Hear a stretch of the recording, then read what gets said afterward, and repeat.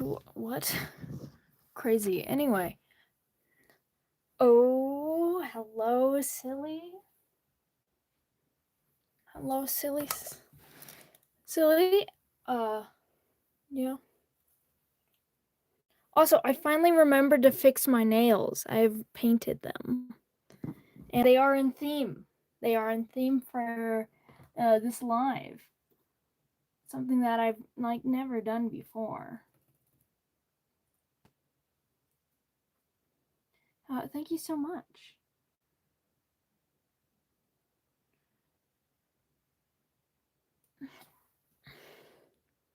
I missed the sketchbook. Yeah, so I have, for those who don't know, I just got a new sketchbook. This is my other sketchbook that I only use for live streams, and it's for character design, and it's back. And for those that are familiar with the sketchbook, which probably won't be anyone except for Silly, and maybe Sam when he joins, I like to start it off with adding something to the cover of this book about the character that we're going to do. So, of course, I have to draw like a little inky cap mushroom. We have a W stream. We're just starting, and thank you so much, Conrad's Failure. I appreciate that. And yeah, hello, Sleepy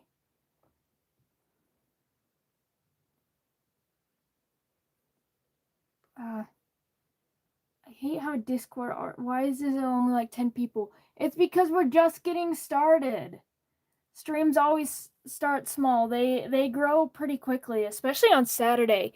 But then again, this is a lore stream, and therefore I'm not taking suggestion. And a lot of the appeal of suggestion streams is you get to see what you want drawn. So there probably will be less people this time around. But yeah, we're making this because I want to, and it's for the OGs. Yeah. We are not even 3 minutes into stream.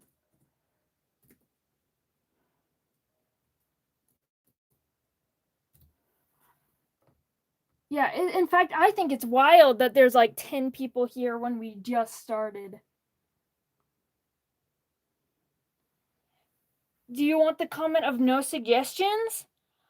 If it becomes a problem, then yeah.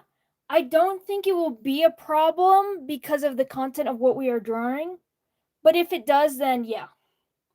But right now, I think we'll see if chat will be good and nice to me today. Anyway, hello and welcome. Sure, very cool. And hello and welcome everyone, new and old, to Phantasticus.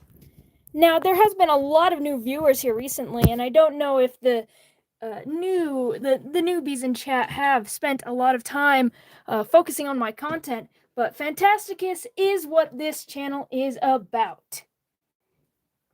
It is a fantasy world that I've been working on creating for over 3 years now, and I'm just starting to work into things like a webcomic and otherworld stories, and finally trying to push my work out there. Phantasticus is the topic of nearly all of my videos, and honestly, it is one of the most rewarding things that I've worked on in the entirety of my life.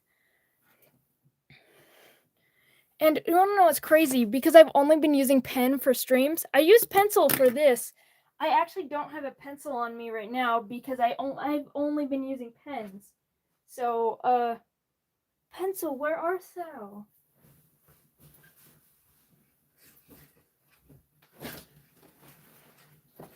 Okay, got it. I think. Yeah, here's my pencil. I don't have my, actually, I was saying I only have my hideous one. Where's my, I think my good one's over here, actually. Yep, there's my pretty one. I got my pretty pencil.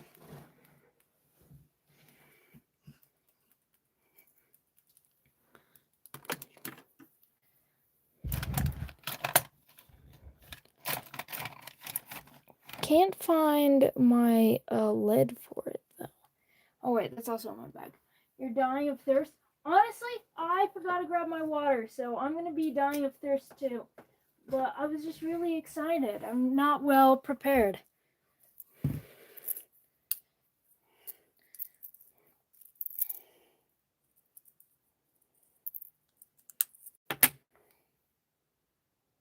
So yeah, I'm gonna go.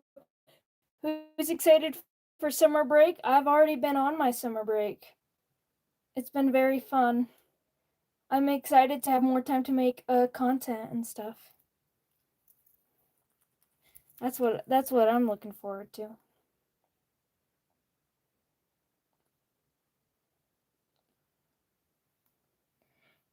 Someone is bothering me to play a game. That's fine and dandy, Avi. Always happy to still have you around. Now I'm gonna get my water and then we're gonna get started.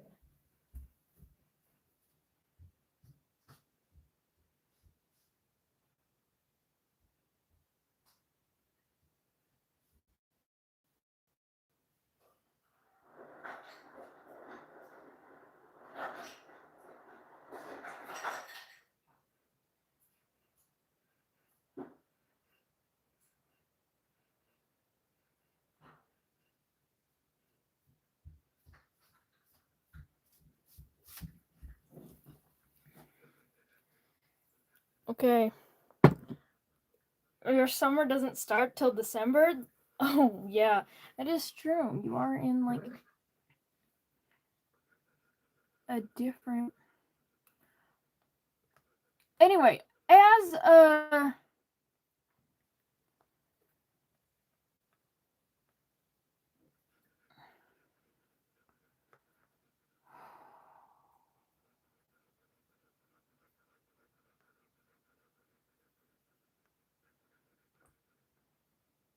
yeah. Brazil. So, I wanted to start this off with something different.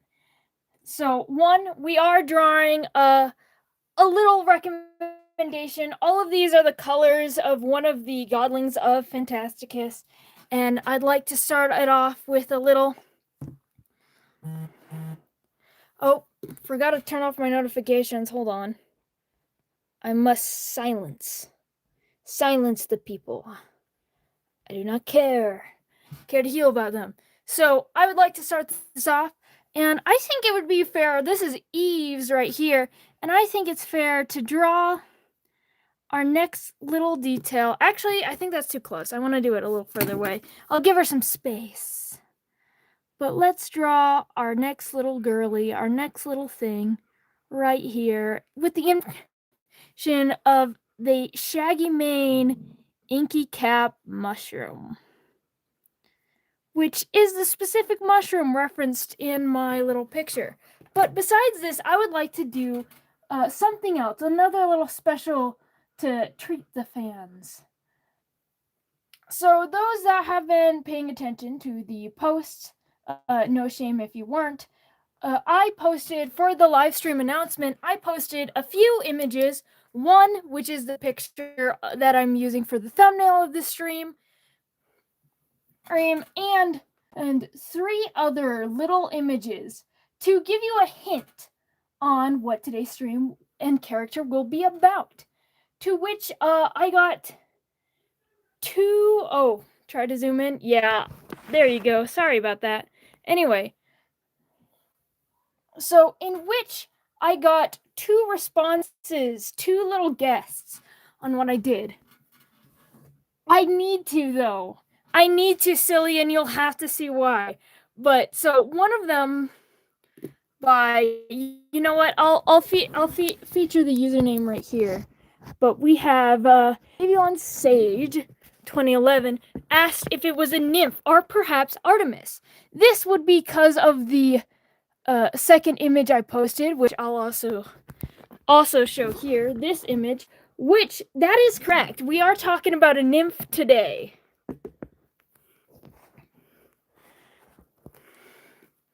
Which is why that picture was included. We're talking about a nymph. But the next one by our dear beloved, Call Me Silly, brought in practically everything that you could have possibly used on my channel to figure out what I am talking about.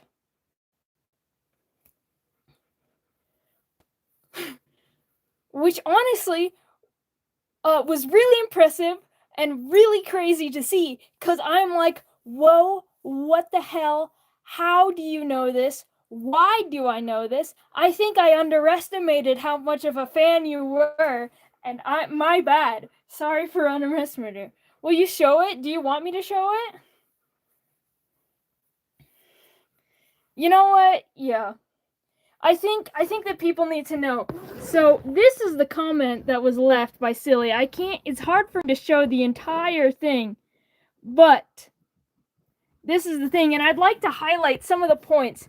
For one, they referenced a video that is 4 years old of a mushroom character I drew previously, and they didn't even really reference the video. They referenced the description of said video, where I mentioned that I had many like mushroom themed characters. Yep, 4 years speed draw with no talking. It's just a song in the background while I'm trying out a new art program for the first time that I posted 4 years ago, and then referencing specifically the description of said video.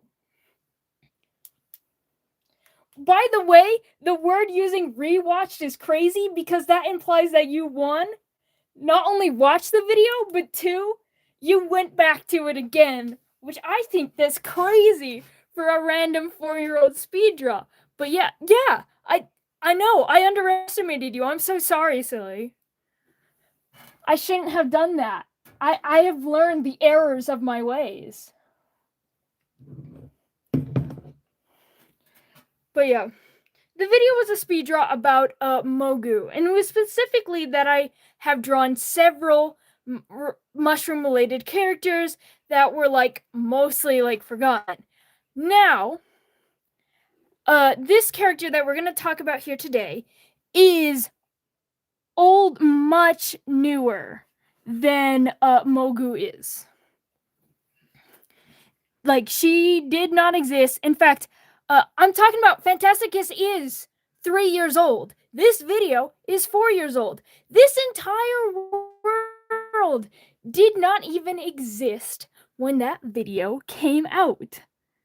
That video has nothing to do with it except for it implies one thing, and that is the one thing Silly mentioned, is that I had several mushroom characters.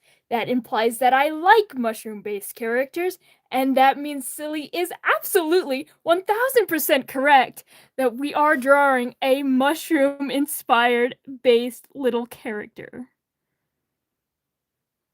These are connections the person who created this, wouldn't have even have it made. But here Silly is. Honestly impressive. It is crazy and insane, and yeah.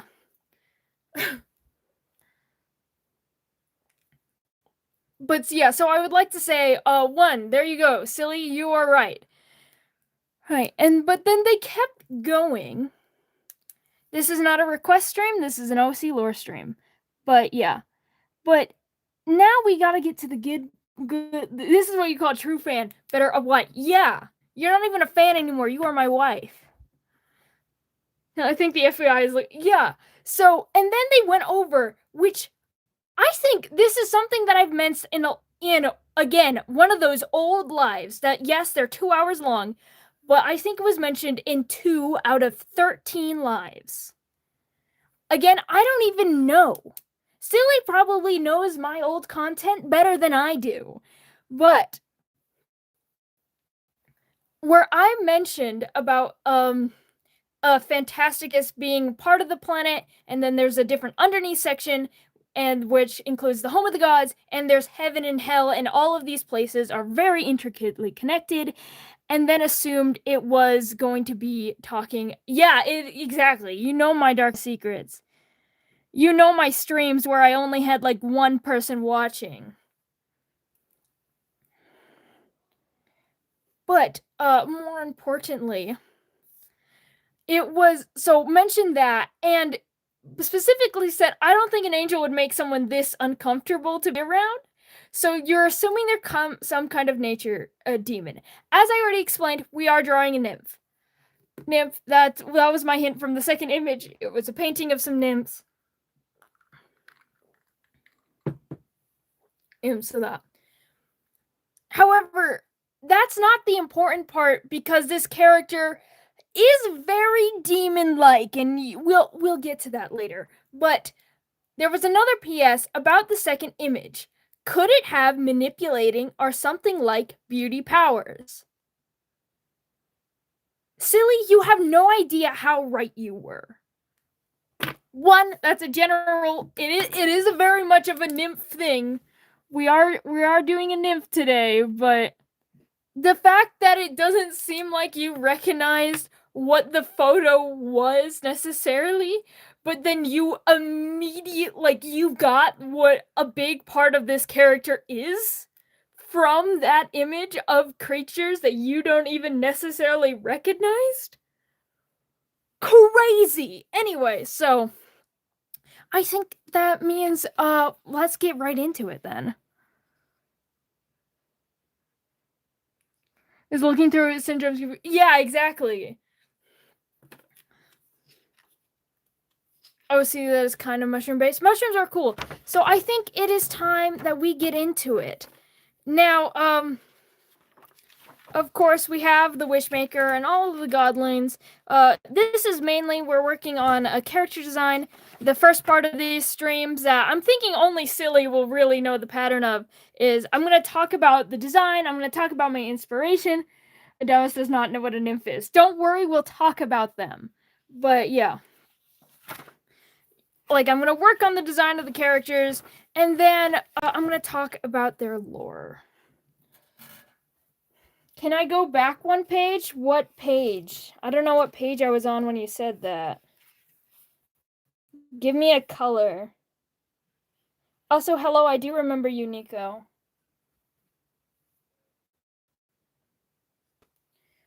Also, while I'm getting a response on that, I would like to show you guys something.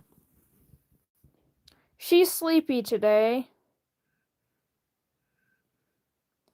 But Rosie is present, taking up the entire space of my bed.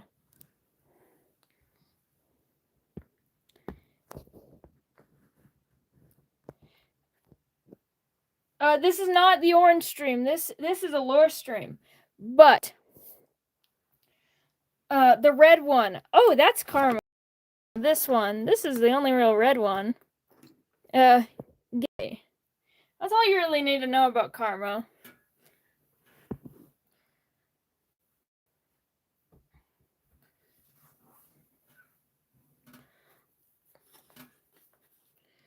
Besides, if you really wanted to know more, there's a 2-hour-long video. Draw your sins. I'm drawing these characters in a very specific order, and we are starting out with the nature spirits, and then the nature dragons. So you can draw Cerberus in this one? No, because we're doing a lore stream. We're drawing a very, very specific character and talking about very specific things.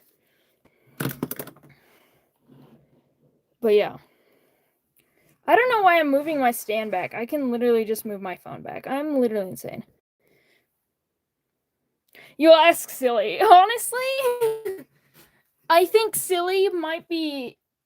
Which is crazy to say this, because I have told many information that is not even available on any of my, even if you went digging on my other socials, there's a bunch of things that you wouldn't know unless you're, my IRL, best friends, and you get it, yeah. Most of the things, it is impossible to know unless you're me, or if you are Sam.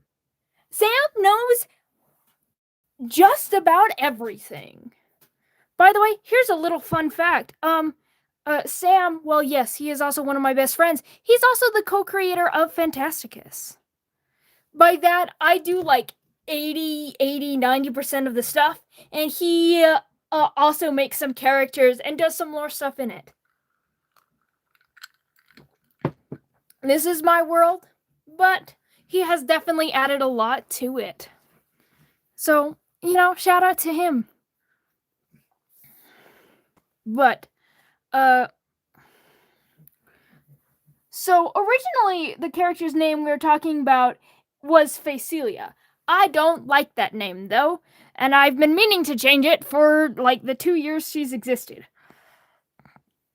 So I'm just gonna go with we're starting with the Celia, but then instead of Facelia, we're doing Celiator. That's her new name. And handwriting still ass, but that's okay. Where is Sam today? I don't know where he is. I'll ask. No offense, the name kind of sounds like a drug before. Honestly, that would work.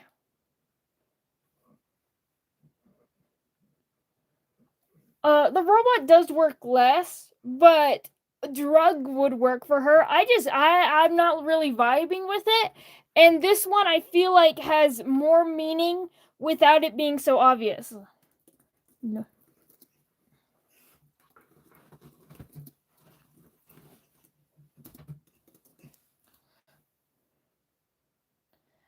Okay. So, those that don't know, so the main influences for this character obviously is Norse and Greek mythology. The nymph is a figure of Norse mythology.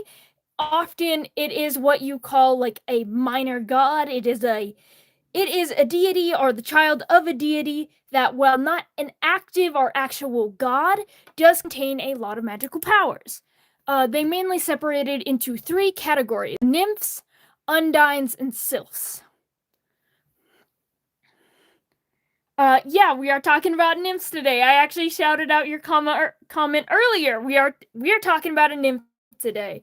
They are all spirits of Undine is spelt with an I instead of a Y when we're talking about the creature, but Undine from Undertale is very likely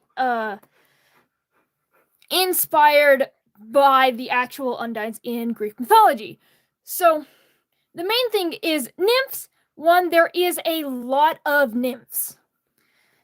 There's a lot of different types. Like, we can talk about naiads and dryads and all of the things a lot. But we're not really going to get into it. The main thing that you need to know is nymphs is nature spirits. They embody some part of nature.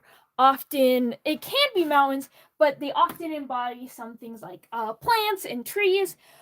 Trees, like, some of them are really specific. Like, for example, Minthony, which aka the home wrecker for Persephone and Hades. Minthony is the nymph of the mint plant.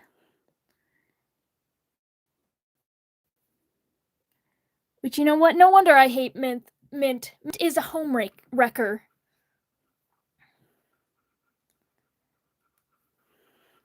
So the next thing that I'd like to... So Undine, I will say, just to briefly mention,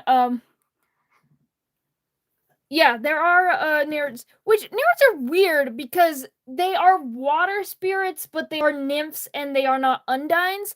But, like, especially between the divide between Undines and nymphs, there's like a lot. It gets really, really phasey.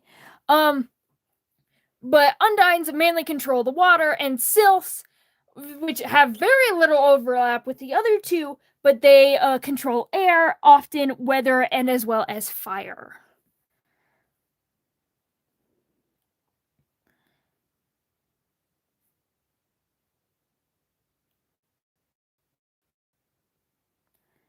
Now, what are we doing this live? We're going to talk about some OC lore of mine. We're going to, yeah. Do you have any OCs based on sirens? I have many. I have plenty of OCs based on sirens. My siren lore is actually probably my most expanded upon lore.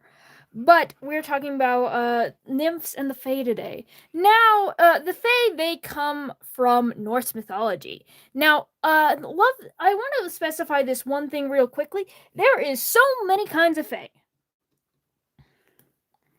Like, I can't even begin to, like, understand how many kinds of Fae.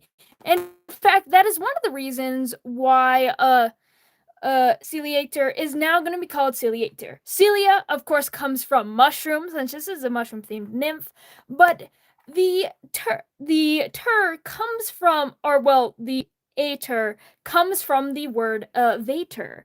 Vater is a kind of fae in or specifically Old Norse mythology. They are protectors of nature.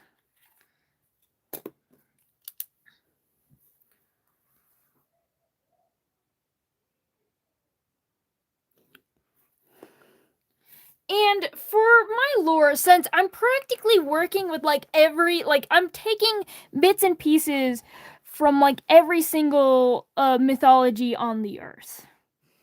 I should have capitalized that and I didn't, and now I'm angry. So that means that's why I'm saying we're talking about both Greek in terms of the nymphs, but we're also talking about Old Norse mythology. Now, of course, my handwriting's always slanted. I'm gonna hate that later, but that doesn't matter.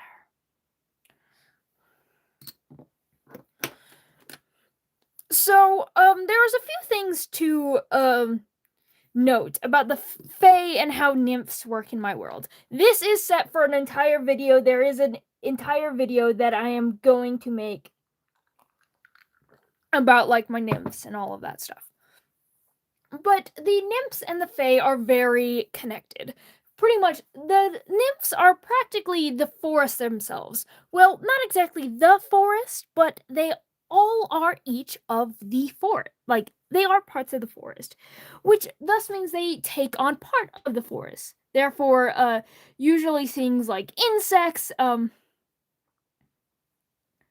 is literally a tradition in the Phantasticus God series. True, it is a tradition. Sadly, the fact that I can never write in a straight line, I'm just that gay, but it is tradition. Now, so anyway, as I was saying, the main thing with this is they are very connected. Nymphs often take form of insects, fungi, and other plant life. Exactly, trees, flowers, herbs, etc.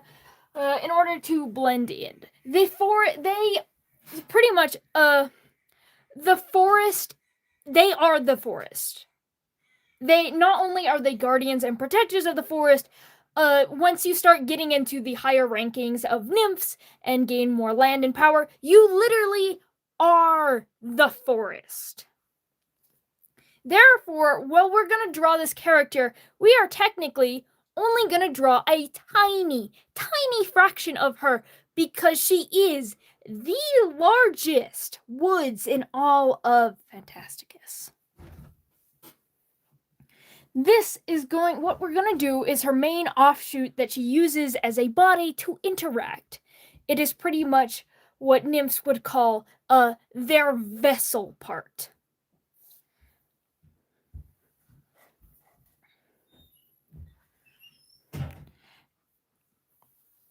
Now, as I was saying, by the connections between the Fae and what are you needing? Why are you chanting my name? You know, you don't have to like say my name several times. You can just ask your question. You've been noticed. What do you want? Anyway, as I was saying, the Fae and the nymphs, they are very, very interconnected because the Fae, they often do serve nature. Whether they are harming humans, or helping humans, or just either way, they are deeply connected to them. Which is why, since the nymphs not only embody nature themselves, but they are partly nature themselves, that means that, well, So Fae, pretty much, they serve the nymphs. It is where they get most of their magical energy and power from because they serve to protect and guard the woods. And the woods just happen to be a larger creature.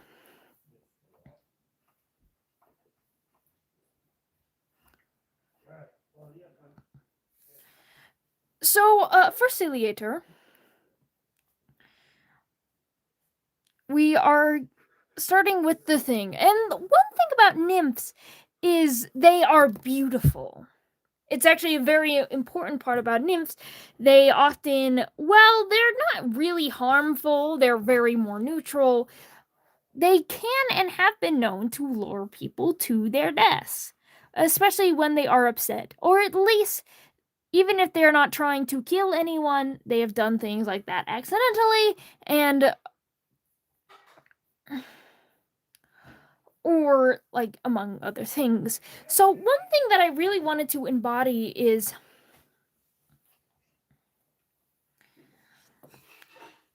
with this character is that beauty, but I also wanted to make her a monster. I do talk about the lore later, and I will get into that more, but I do like to talk about how I draw. One, normally on these, I actually like starting with the torso more than I do the head, but it is also better to start out with the head in terms of positioning, because now if I started the torso up here, I wouldn't have enough room for her head, and more specifically, the mushroom cap that she does wear.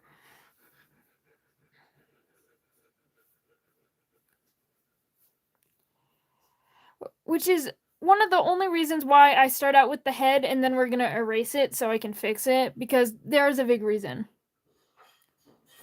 Yeah, starting with the head. Yeah, I've had problems with this before, and she does need space. Girly needs space, okay? And that's why we're gonna erase it.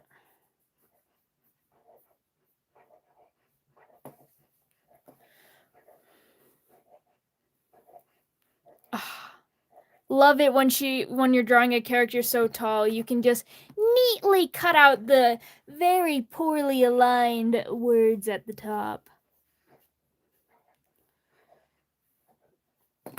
But yeah. So one thing with the nymph's beauty, I really wanted my thing is I wanted to intuit like an hourglass figure. I want her to be very hot. She is supposed to be like there is a reason like nymphs are like one of the main words to describe a beauty. Like when you describe a woman as a nymph, you are describing her as beautiful, and I feel like it's only right for the top dog of nymphs, the true god of nature herself, the queen of the fae, to be partly that beautiful. Exactly. Snatch Queen, body T. In fact, I would say that because one, this body is spirits, whether nymphs or otherwise, they can look however they want. And therefore, though my art style definitely I focus on the like oh yeah, I forgot to mention my thing. I was thinking about Narcissus. Narcissus, they're not necessarily related like this. Like Narcissus is upset with us. If you can't even stay awake, then go to bed or listen to me while you sleep. That's fine as well. I don't really care. But with nymphs, they're beautiful. And as you can see in my style all the time, I focused on a lot more realistic body types. I don't have yeah, you're just being a dumbass. You're not though. Cuz Narcissus was obsessed with himself because he is beautiful. In fact, bring that back up when we're talking about my 7 deadly sins. But yeah. So while I do like to focus on the like realistic body types, that's something that is really important to me when I draw characters.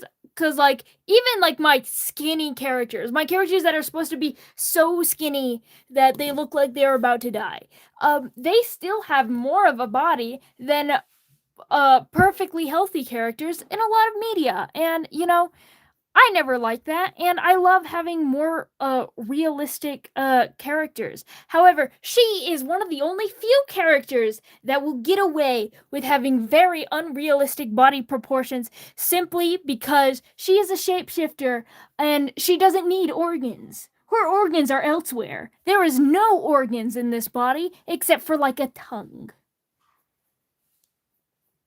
My organs are stuffed her organs are stuffed underneath the ground.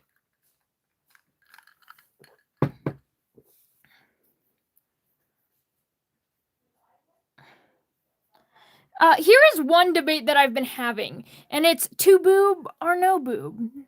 Cause I like on my in my very first sketch of her, which is so ancient, so old that I don't even think I'd be able to find it if I wanted to.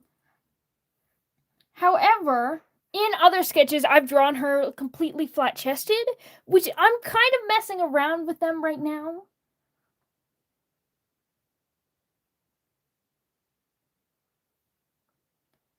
That is true. That would also work as well, because again, she is not human. Her anatomy is not human-like. She is not trying to be. Just get Silly to find it. It's not posted publicly. Did I do my nails? Yes, I did. I did it just for her. Originally, I was gonna try to paint like white little cobwebs on it, but then I tried and it looked awful and horrendous, so I painted over them.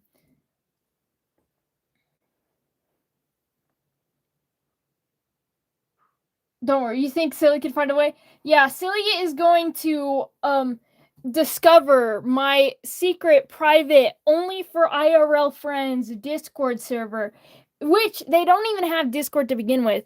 But going to find that, going to log in, going to dig through the actual thousands of images.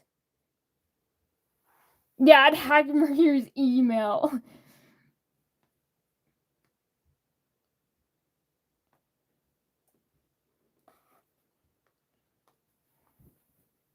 But yeah.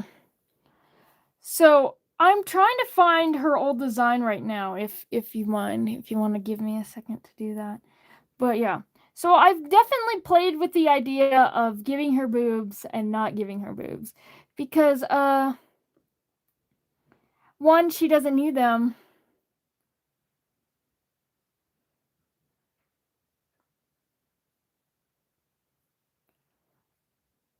To be fair, I'm not really taught as any good wife should, but yeah. How many other wives do I have another wife? Where are we getting the other wives? It's only been Silly. Bodacious Rooster. Where are the other wives from? Where are these other wives that I have that I don't even know about? I'm so deeply confused.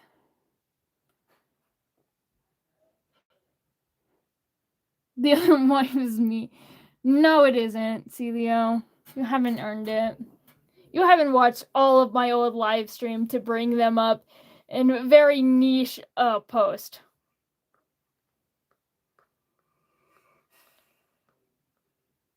Oh. Yeah.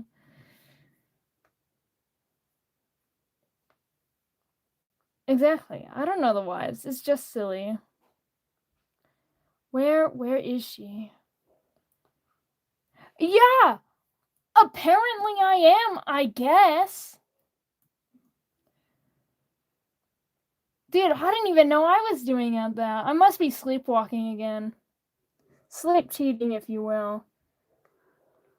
Anyway, okay, I found the image. It's not even posted anywhere. So, where you find most of my Phantasticus lore is the official Phantasticus Tumblr, which is where I found this except for so this is her original, well, not the original design. She was originally far more human-like, but this is the second design. But as you can see, it's kind of hard to really see all the things. Yeah, you can kind of get the general vibe of the creature we are drawing here. She is based on the Shaggy main Inky Cap. So yeah, I am playing around, but I do think like I like her with the flat chest better. Like still curvy, still got those shoulders, and I would like to. I'm making her skinnier. Did I draw Asteria in the red stream? If so, no, he didn't get chosen. He didn't get chosen by the gambling wheel.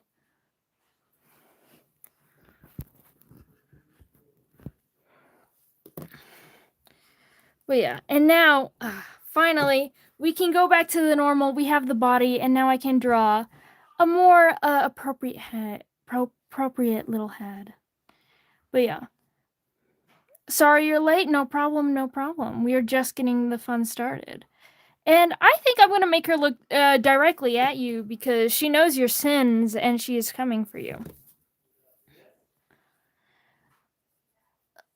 So she is definitely one of my more direct, monstrous characters.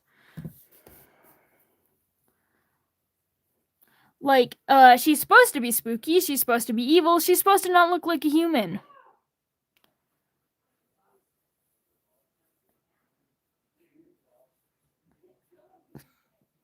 Does she have drip? Yes, literally so.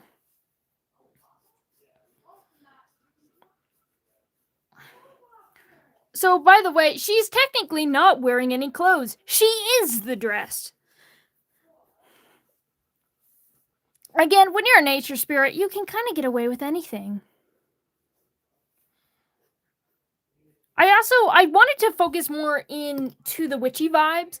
So again, the original drawing that there's no way in hell I'd be able to find it, but she has a much more witchy goth vibe for us. She is my goth. She's my goth fairy girl, okay? And I mostly abandon all of that in the second design because while she is a freak, she's a little freak. I can find it. If you can, good luck. But I want to lean in. So I abandoned a lot of the more goth styles that I drew her in, as well as I abandoned like a lot of the actual humanness of her to make her more of a monster freak. Which, as much as I love my monster freak girl, I would like to lean back into that to give her more characterization. Which is why I'm gonna make her hat more like this, more angled instead of like the typical mushroom hat, or where it is like more flat brimmed across, just to, well, it's still clearly a mushroom hat, kind of add to that almost witch hat like vibe. You know, give her back her like witchy aesthetic.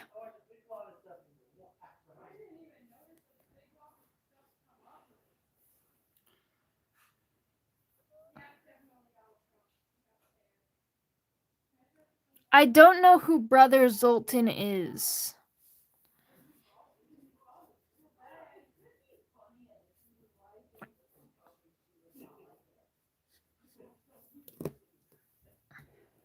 I found Donald Trump!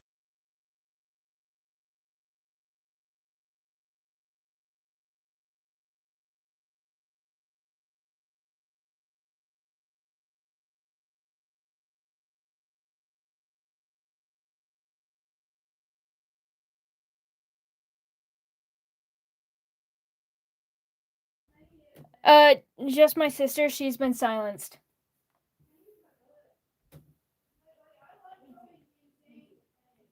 Random question, but does she wish to ever open her eyes? No, because to put this lightly, a nymph, especially a powerful nymph that belongs to a forest or a location like she does not need eyes on her face. Her eyes are the leaves, the branches, the grass, the everything around you.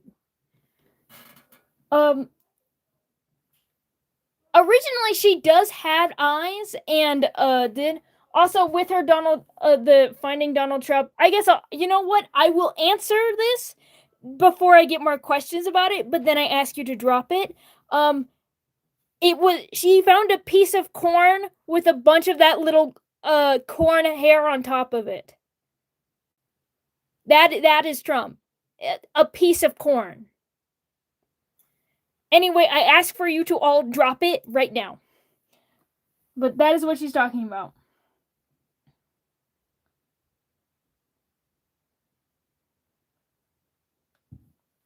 But anyway, man, no, hold on, I'm kind of lost.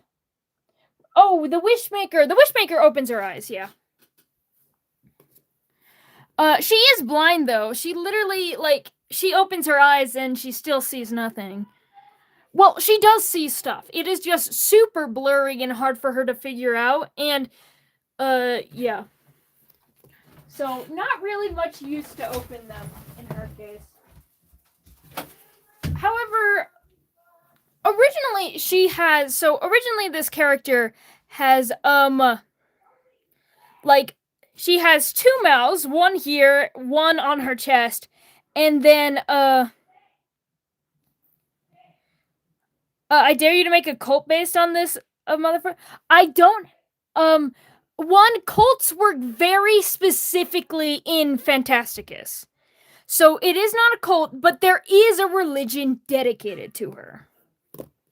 And a cult could be made, but there hasn't been a cult made dedicated to her because she just eats them. What's a cult with no cultists? There are dead. She ate them. She is the man-eater. And woman-eater. She doesn't... What's my favorite OC? My favorite OC is an OC that we will not be talking about for a very long time, but it is Azrael. My baby boy. But yeah, so originally she had a mouth here. She had another mouth on her stomach. And I am keeping the stomach mouth because, girly, hot as hell.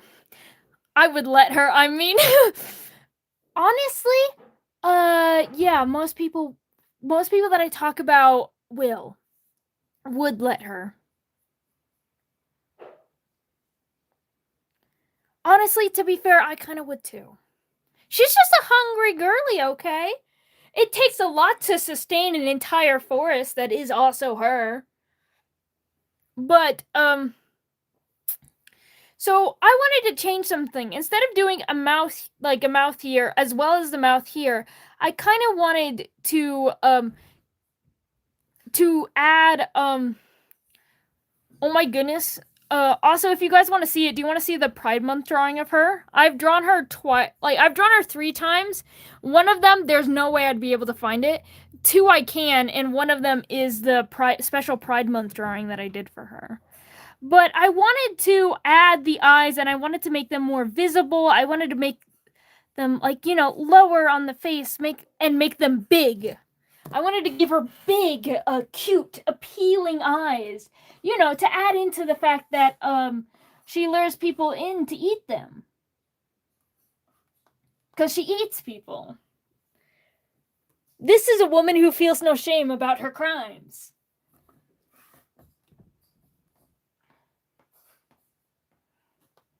We'll get to making it more like eyes, though. Don't you worry. I think I'd have to go... all my image searching, I should have pulled these images up beforehand, but I gotta pull it up on Tumblr, which will take 23 years of scrolling.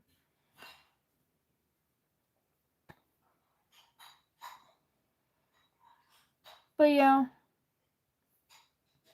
And I like to give my fae these super crazy long lashes, so I feel like it's only fair to give them to the queen of the fae.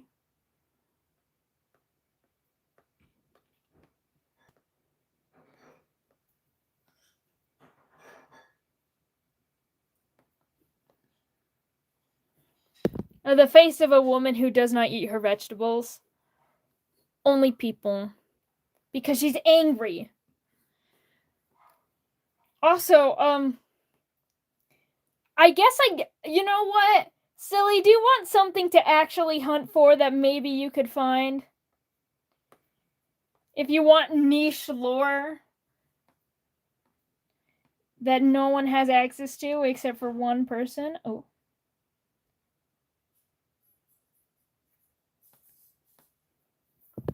That is true.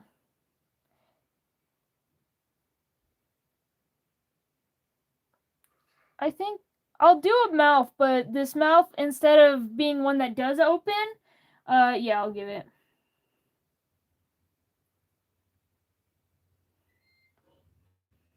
Is there a way you can draw a boy in a girl skirt? I draw femboys all the time, but that's for another stream. That's for when I talk about, honestly, most of the 7 deadly sins. Oh my goodness, kill them.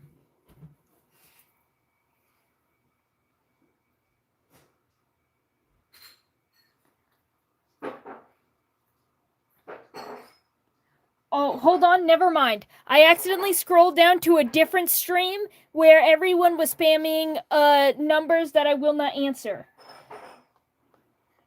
And so I'm just like, wait, what just happened? Murder them all, but we're good. But yeah, we're drawing one of my fem gals. Okay, I only draw women and femboys here. Don't worry, you'll get plenty of your femboys. Also, I don't know why you're specifying specifically girl skirt. Why can't we have a boy skirt? Like a boy skirt. I want a boy in a boy skirt. Skirt for boys. Also, I finally found them. Let's see if I can find her. And again, it's her with her old name. Here she is with her face. Omnipoly Queen.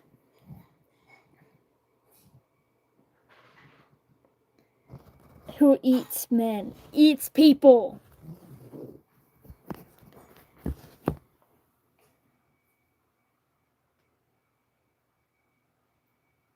Anyway, so also what I was talking about in terms of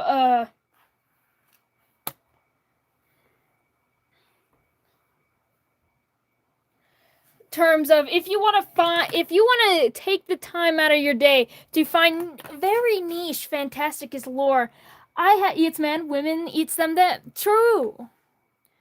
She mainly eats humans, like even mostly humans, not even like other humanoids really.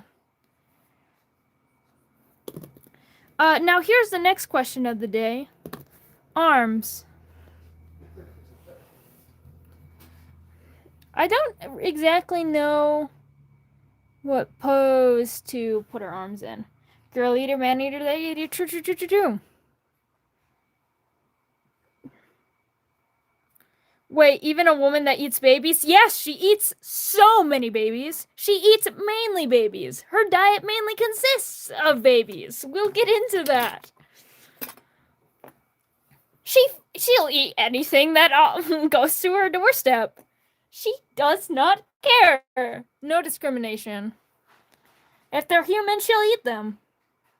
Because what is a baby but a tiny human? A tiny human that will grow up and become a big human. And big human, she hates big humans.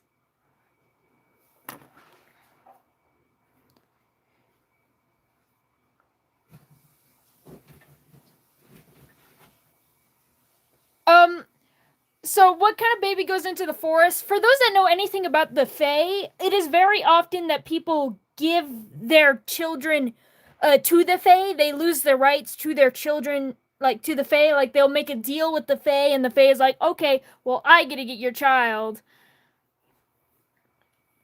Pretty much.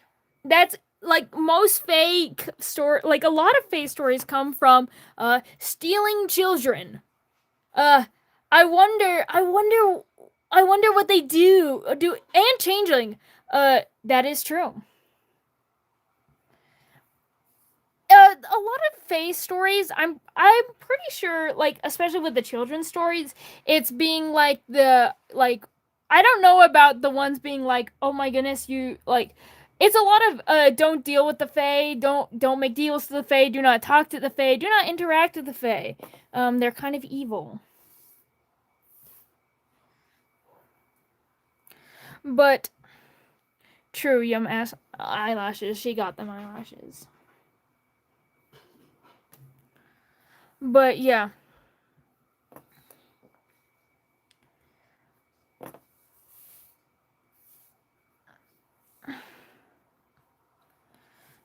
But she's pretty. She's pretty and she would love to eat you.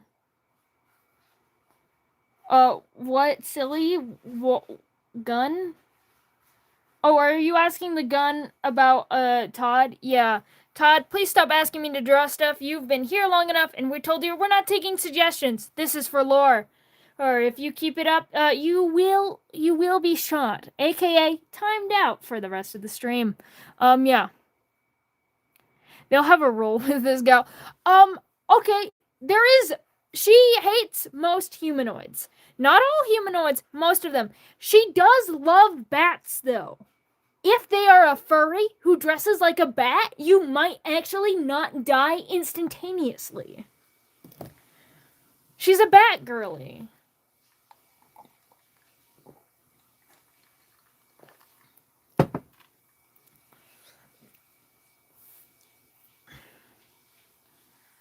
What? What is it, Ghastly? Bats are cute. Yeah, and she adores them. Bats are one of the few creatures that she's actually friendly towards.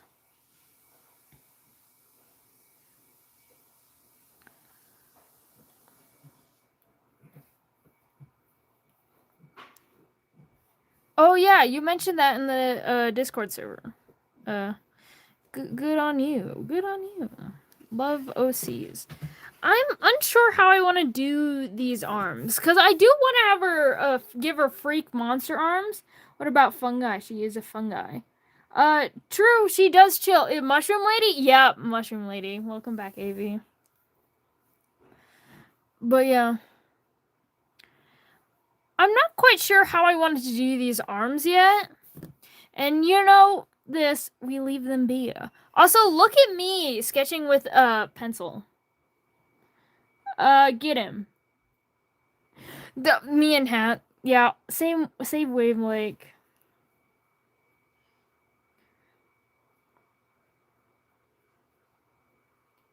We've told you no.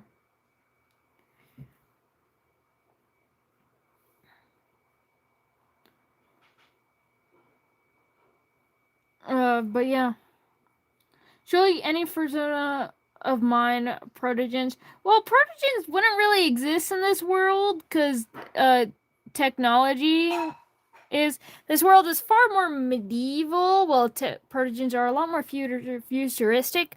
I don't think she would like the taste of metal, but she would kill you.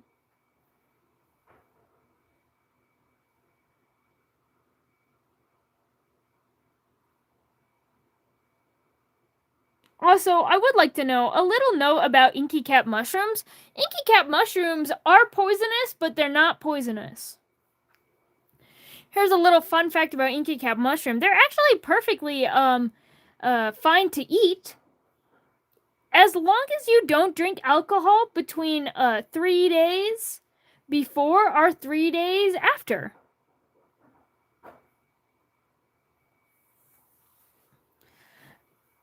So therefore, like, you know, if you eat this mushroom, but as long as you do not consume alcohol recently, before or after, then yeah, they're chill. However, yeah, it's a chemical reaction. A chemical reaction is what makes a inky cap mushroom poisonous and deadly. However, our sweet little Ciliator does not care. She doesn't care if she's based off a mushroom that is not that poisonous. She is probably one of the most poisonous, and not just poisonous, venomous too. If you bite her, you die. If she bites you, you die. If she licks you, you die. If you breathe the air around her long enough, you also die. She is. We're talking about oops all red. This is oops all poison. Oops, just death.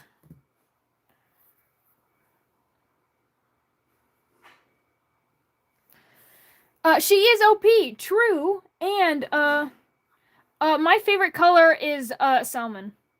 Salmon. She's a baddie to die for, and you will die.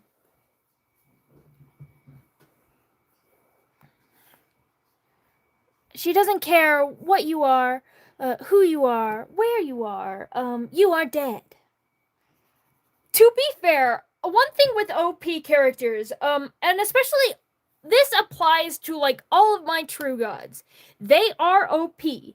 They're again, probably they are super OP. They are literally gods. We are fighting gods, but they are OP under the condition that they are like in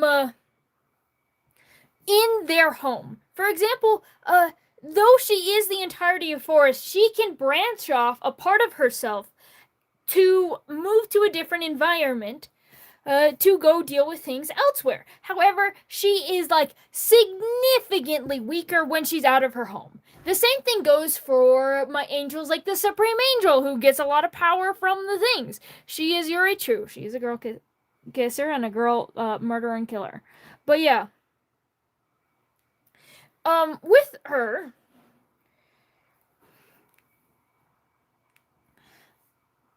so when we're talking about how deadly she is, you have to keep in mind we usually talk about her in terms of she never leaves her house. Keep in mind her house is like acres and acres of forest, but she does not leave. In fact, she rarely even goes to the outskirts of said home.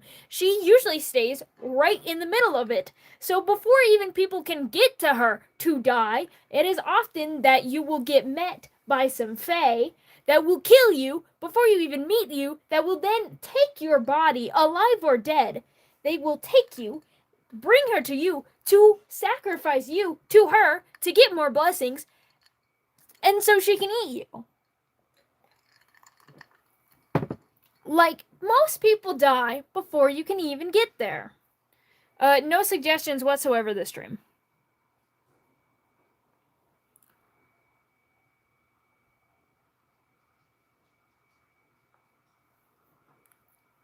Got to go. Bye, Celio.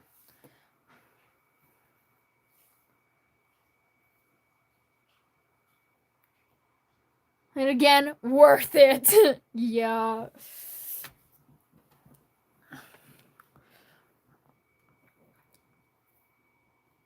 Again, is a baddie. She is the baddie.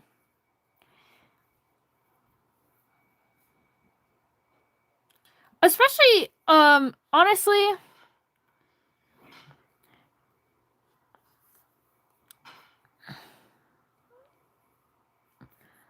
I will say for the free, what am I drawing? I'm drawing one of my OCs, but yeah.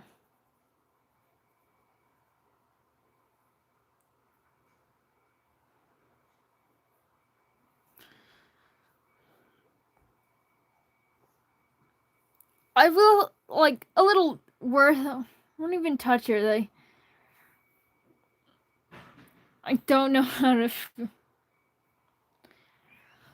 It is true, you won't. I mean, again, she does very rare like in very rare things. She will allow people to engage with her. Again, very unlikely, but for the people saying worth it in the chat, I will like to know she normally eats people alive. I don't know if that makes it better or worse, but there you go. There's your treat. She is a she is a mushroom, but she's also not a mushroom. She's also an animal. And she's not an animal, she's also a plant. In fact, in Phantasticus, there's a separate category. So she actually belongs to a category called the Morpho, which is where practically all shapeshifters, as well as angels and demons and most things capable of possession, live. Therefore, she is not an animal, she is not a plant, she is not a fungi, she is just a shapeshifter.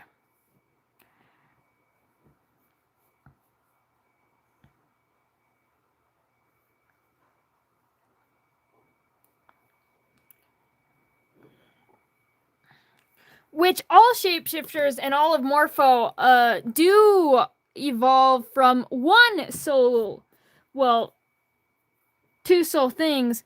Yeah, a living organism. That is what she is. She is alive. She is alive and she is serving. But yeah. What if that OC can turn into any kind of mushroom? Does not matter. That is still Morpho. It's just a more limited version of Morpho.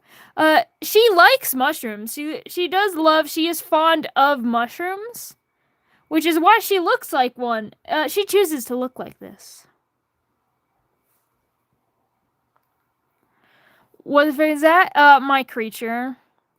Something that it is worth actually saying that to.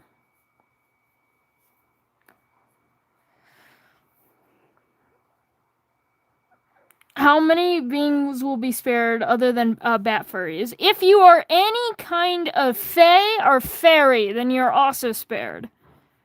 In rare occasions, wood elves are spared. And there was a few other fae adjacent creatures. Things like goblins can often be spared.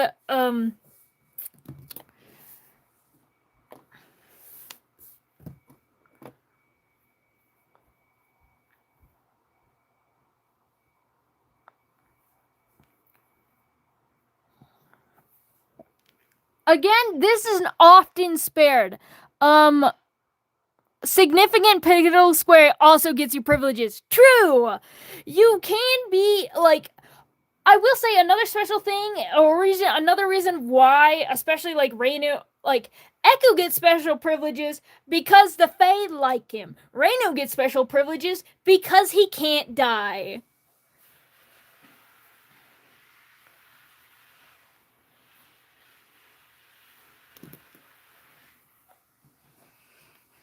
But yes, Echo, people liking Echo is his political sway. Do I get special privileges for not dying? Not dying is the special privilege.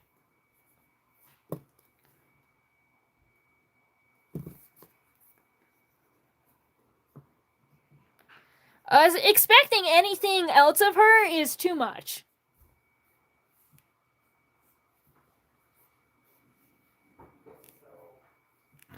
Do not expect anything of this diva. She does not care. In fact, she is actually one of the only Fae queens to die. What is her opinion on pineapple pizza?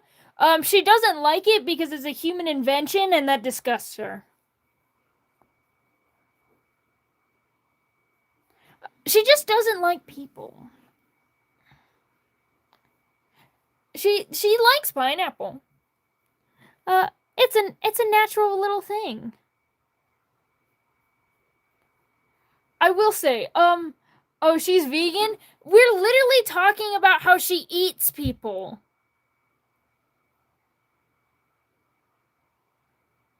And no, she eats animals all the time. She gay, she's not straight. So it's kind of hard to say where she lives. She lives in a forest, but she is the forest. I need to make that very clear. She does not just live in the forest, she is her own home. She is like a less advanced version of the Wishmaker.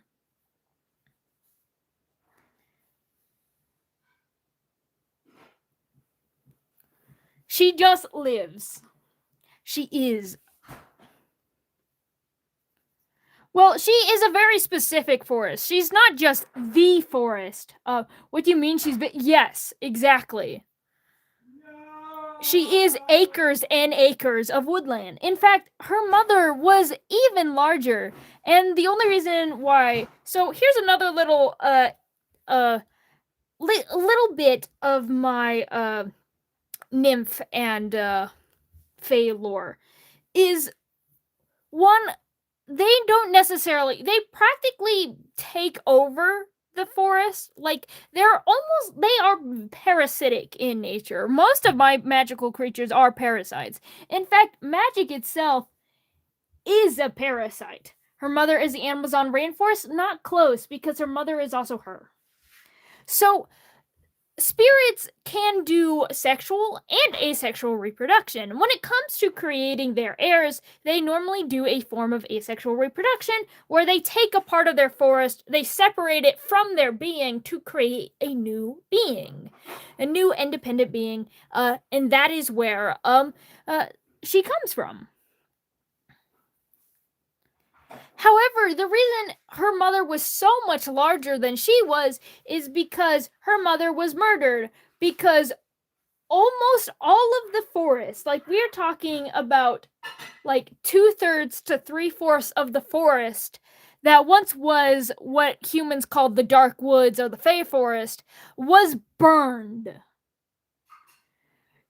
She watched her mother, which was also partly herself, which is also partly the entire woods, burn. Which is why she hates humans. Not just hates them, loathes them. Not just loathes them, is on their way devising a plan to eliminate, completely extinct the entirety of the human race. She doesn't want them dead, she wants them double dead. She wants them so dead, not even their ghosts live on the world. And that's also why she has chosen, again, spirits, they choose to be what they want. She has chosen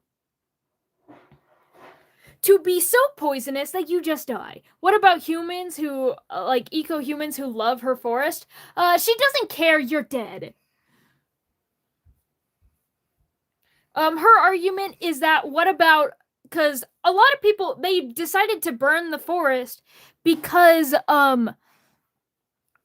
they were like, oh, the Fae, they're evil, they, kidnap and eat children, and they're overall like a nuisance, they're bad, they hurt people, so what we're gonna do is kill all of them. So her argument to that is, what about the Fae that loved you? What about my mother who cherished human connection and innovation? What about all the people who tried to build a good relationship with you people, and then you took a few bad people acting on their own to decide to kill us all? She doesn't care. And she hasn't cared by a long time.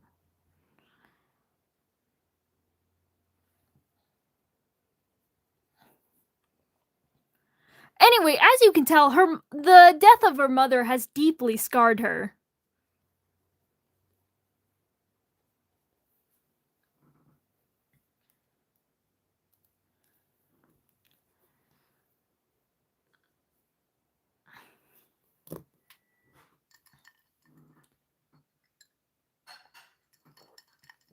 At the point we are in the story, she does not have kids.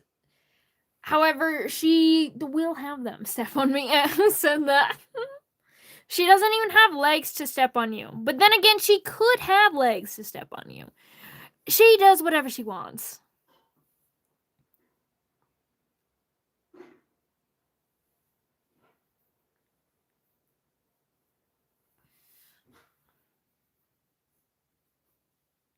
I still don't know what I want to do with these arms, though.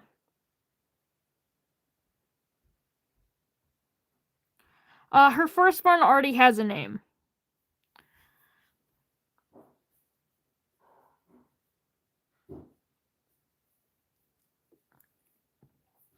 But yeah. Still don't know what to do with these arms, and you know, since I don't know what to do, it is time to draw some more little sketches. Well, I guess, yeah, let's work.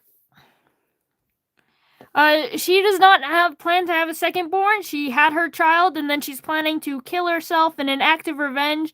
Kill her all. What is a crack on her torso? A giant mouth full of teeth. You know, for eating human flesh.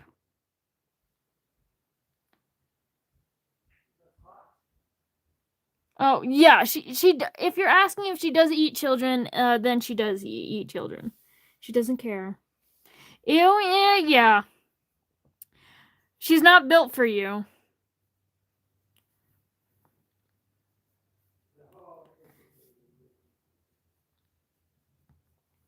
She's a freak. She's a freak monster not made for humans, just made to lure them in enough so that she can eat them. My theory on her organs is not wrong, not necessarily, because she can kind of put them wherever she wants them to be. So they could very well be, and they could be somewhere else.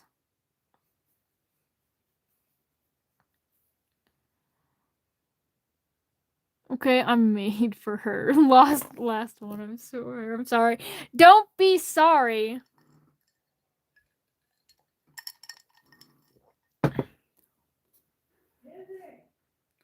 They're dumber and easier, or do they actually taste better?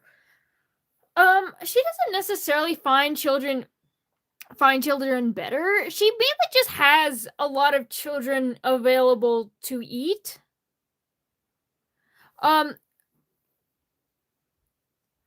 She actually loves eating full-grown adults the best, because she likes to hear them struggle and cry and scream. Did I hydrate? Yes, I did, but yeah. She likes to see them wither in pain, just as she watched her mother burn alive.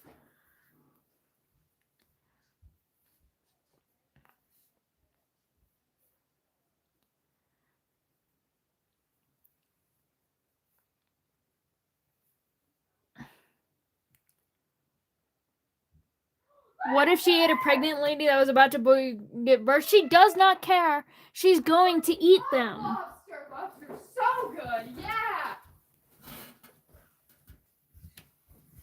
Let's go. I just got here, and that's what I hear. Yeah, the fact that she just eats people. Yeah, we're talking about one of my. I will say, a lot of my characters, there are a few, but a lot of my characters are not like evil villains. Like, I have a hard time pointing out to any of my OCs that they are evil. This one is definitely one of the most morally black, but I have a hard then who will defeat him? Who knows who will defeat her? Or if she ever will be defeated. Again, she's the more gruesome the better. But yeah. She ate all humanity. She'll eat. Yeah. Does not care. And how could people get rid of her? Fire chopping her? I don't necessarily know how to. Or is she immortal? So they are. So nothing here is. There is no such thing as true immortality in Phantasticus. Everyone, even creatures that are immortal, can die. So there is no such thing as true immortality. Immortal mainly just means cannot die of like old age and stuff. To which she is immortal. But you kind of can kill her. You just need to kill her core. Inside every single Fae and spirit, there is one place that acts like a human heart called. They have a magic core. What is the mushroom's name? Her original name was Facelia, and now I'm calling her Ciliator. But Ciliator, but yeah. So there is a magical core that you have to kill. The reason why her mother died and was burnt alive because they set so much of the forest ablaze that it eventually swallowed her core. Celia likes mycelium and ether. There, it's right there. Ether coming from Specifically the word Vater, which is a type of forest spirit and protector. So I love combining words for names. She is based on an inky cat mushroom. She is also like a parasite. Yeah. But yeah. So I will say a lot of my characters are evil, but none of them are like evil. Like they're every single, and it's a big part of Phantasticus and what I wanted to do is everyone has their reasons. And she, by far, has quite a few reasons. Yes, is she trying to justify genocide? And is genocide unjustifiable? Yeah. However, that's it. It's just, you have genocided me and my people, therefore I get to do the same to you. Which, again, is not a good reason, for the record. She is far, far more evil than most of my characters, but then again, it's like she isn't just doing it for the love of the game.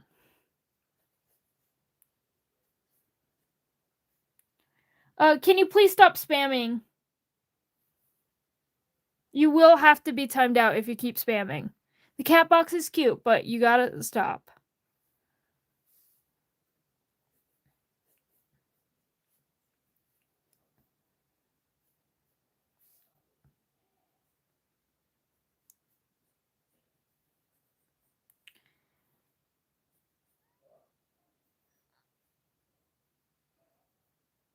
But yeah. My last question about her, if God came himself at her mouth, is she going to eat God or no? She would definitely try to eat God, and she is a god herself.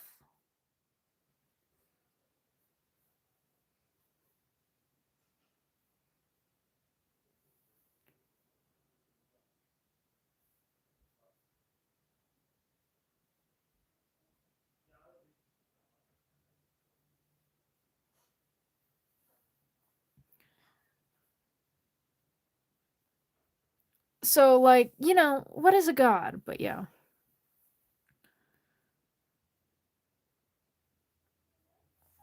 That's not God, that's something we call underworld god. Yeah, I get what you mean by god. And there is, like, the closest thing I have to a god is the Supreme Angel.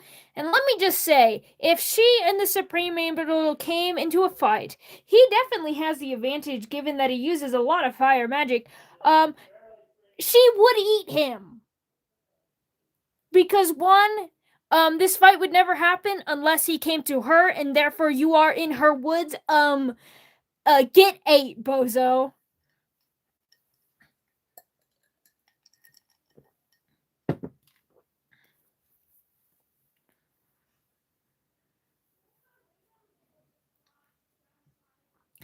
If a very weird circumstances in which she was actually fighting him in heaven, then she would definitely lose, though. Like, that, the same thing goes for, like, a lot of my gods. If you fight them in their place, then they win. If you fight them out of their chance, that's so weird, she's too strong.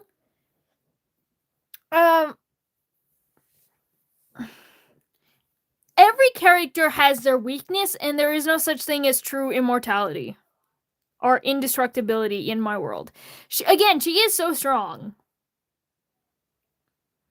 And I need to be the god, like if we're talking about Abrahamic religion god and the Supreme Angel, they are not on the same level. The Supreme Angel is not all powerful. All powerful does not exist in this world. There is just very, very powerful characters who kills evil beings, and Mordor was an actual snake if he convinced the angel monster.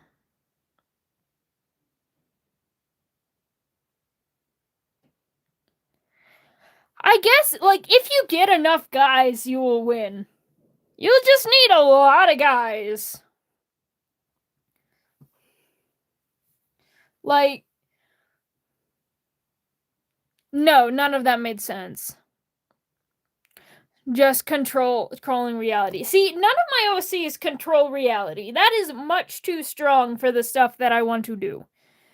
I do not have anything. I do not have all-powerful characters. All-powerful characters bore me. I just have a bunch of extremely powerful characters,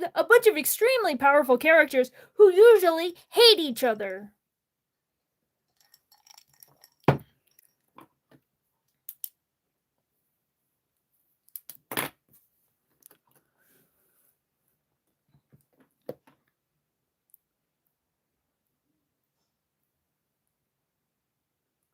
I don't know these characters, so I would not be able to power scale them. Also, power scaling is boring. My general rule is that if you fight her in her forest, then you die.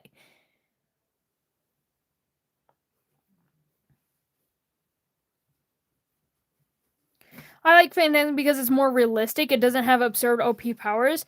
Yeah, I was trying to make a prophet OC, someone that could foresee the future, but then I realized the ability to perceive a future implies a destiny, and therefore that also implies kind of like a time magic. And time magic, I hate time magic. I hate all instances of time magic. I don't think time magic can ever be done good and done where it's not OP. So if anyone asks about time magic in Phantasticus, the only person who uses time magic is a liar.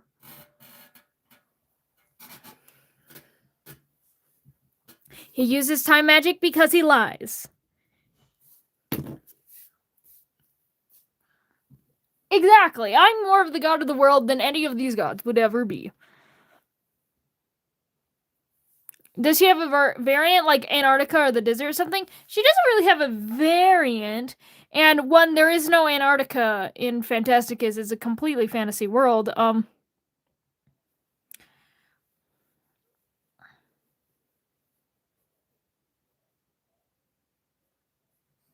But yeah. Yeah, exactly. In fact, I do cower to her.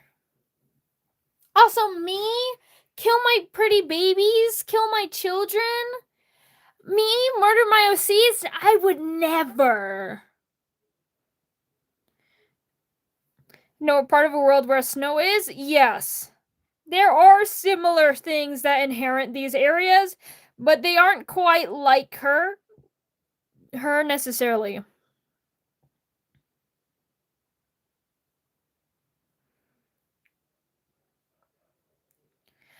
The joke is that all I do is kill my OCs. All of my OCs, they are born to die. To die horrifically, too. In fact, you can thank Sam. Sam is a good reason why a good chunk of my OCs are not dead. Like, I talked about my favorite OC of all time, Azrael. I have tried to kill him 3 times. But then he's like, no, then it's not as meaningful. It's not as impactful. You can't just kill him. And therefore, he's still alive. My favorite baby is not alive because he is OP. My favorite baby is alive because I keep trying to kill him and then I keep being told no. I'm just drawing her again, by the way. To focus on that face and stuff. We love long eyelash girlies. They're able to beat her because he can't die. No, he can die, and if he ever went up into a fight against her, he would die. The baby's like, because the gods can't decide. No, I have decided. It's just not impactful enough.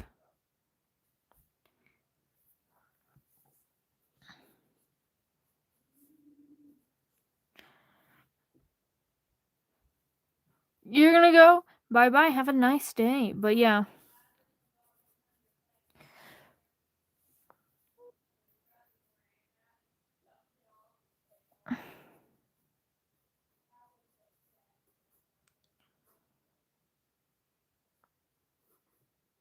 No, can decide that he doesn't as a fanfic. True. If you want to make fanfic of my OCs, go right ahead. Skinny waist, teeny body tea.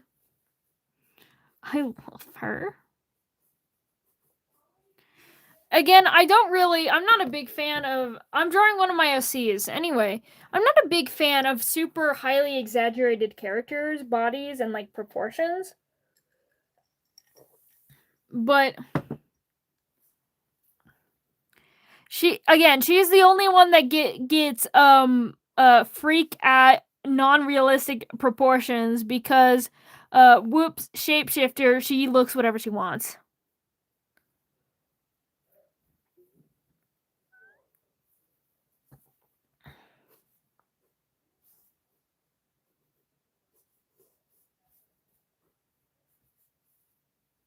Damn, if she blinks, she makes the whole forest. True.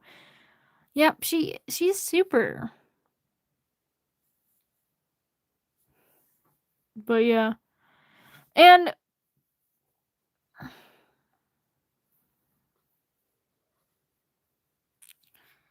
also, I have a question for you guys while I'm drawing this. Would you like a poll?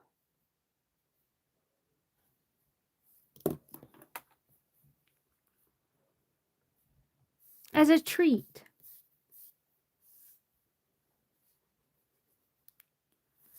Well, that came really quickly. But so this poll is going to be about a very certain thing because I have 3 nature spirits. Of course, I got the Sylph and I got the Undyne next.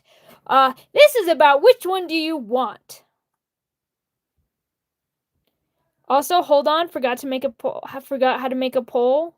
Give me a second. Where is the poll button?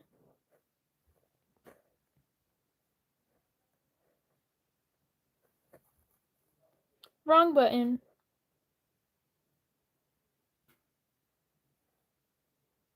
I appeared. It's just giving me effects. I don't want to cover. Oh, whoa. That's the wrong button. Oh, that's close. Not that close, but yeah. I Dare You to Sing Snake by Eminem. I've never heard that song in my life. Where's the stupid poll button? Why does it keep hiding from me? The green screen, flash, lighting. Yeah. Good song, but inappropriate. I don't care about inappropriate things. I'm trying to find how to make a poll. They moved the poll button. Why would they move the poll button? Where is poll? I'm not singing at all. I'd rather die. I'd rather burn in a fire. I'd rather gut myself. That's my answer to anyone trying to convince me to sing a song. Anyway, no poll. We'll do a new poll. Would you guys rather would you rather the true god of air or water? Next. Just say air or water. We'll do a raw poll since I cannot figure out how to make a poll anymore. They moved it.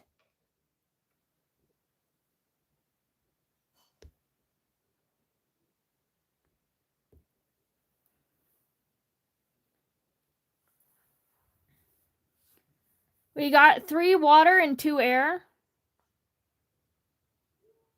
Oh, change to air.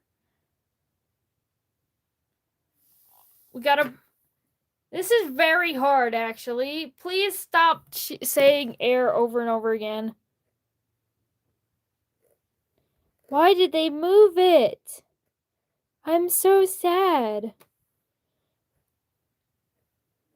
Yeah, I'm gonna ask you to stop. It already got out of hand. I wanted people just to stop. I wanted people to say it no, and then you're spamming, which I should have expected that, to be fair. But I ask you all to silence now. You know what? New idea. I'm just gonna put a YouTube post out. Tony, stop. We have already said stop. Bad idea on me, guys. I'm gonna create a poll though. And it's gonna be a different poll. It's gonna be in my posts. And I'll make a poll. For some reason, it's glitching out and it's not letting me make the poll. Anyway. Okay, now it's letting me make the poll. Goodness gracious. Air, God of air to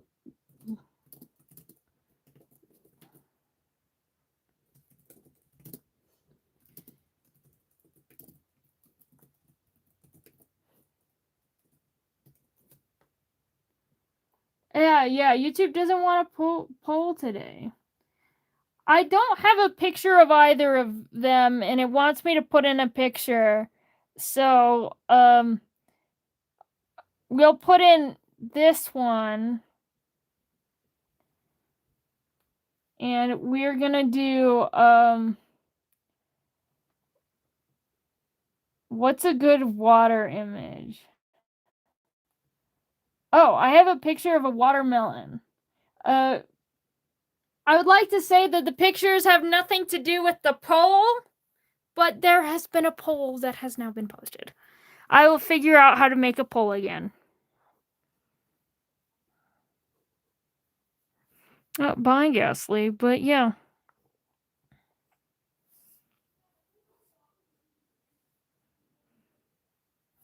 Back to drawing my freak wife who'd kill me. You like the pictures?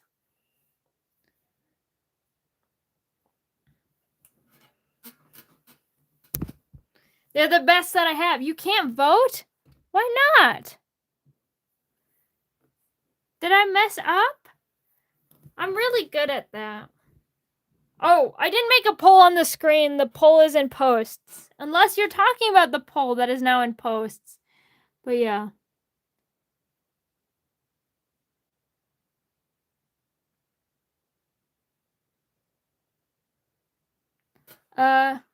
You're an honest. Thank you so much.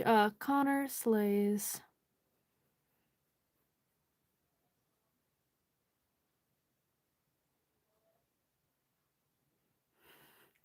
Oh no. Maybe the real poll is the friends we made along the way.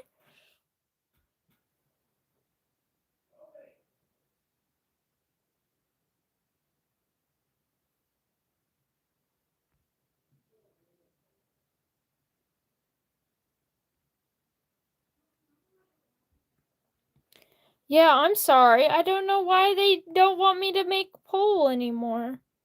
Water. That's a watermelon. I told you. I used the best pictures I could. I don't have any good pictures on me offhand.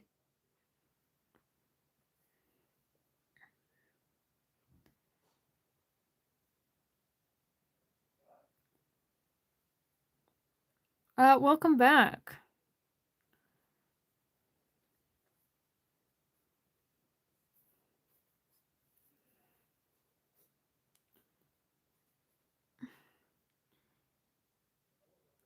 It'll let you vote now?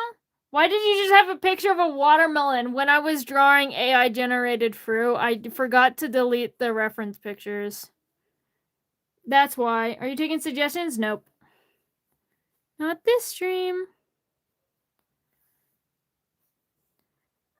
Nope, no pictures of the ocean.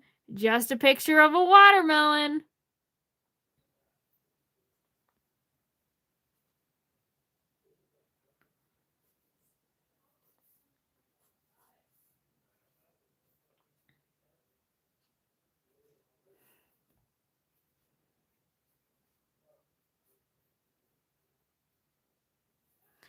So yeah, diva down. So yeah.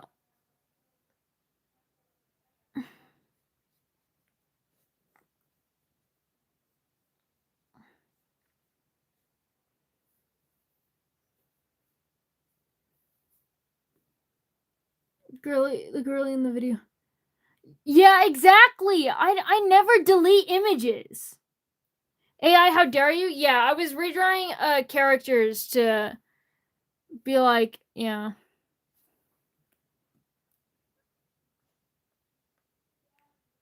Is it 50-50? I don't know. It doesn't show for me. Oh, it is. Anyway, you know, my favorite part about doing these character notes. I love character notes. They bring me joy.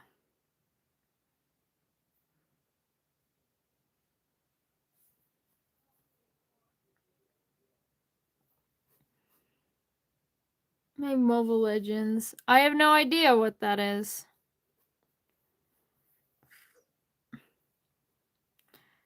I am but very sheltered. Character notes, arrow pointing, just something gay. It is true. My character notes are now bald and gay. I don't use AI generated. In fact, I did the whole thing to critique AI. The video was about critiquing AI.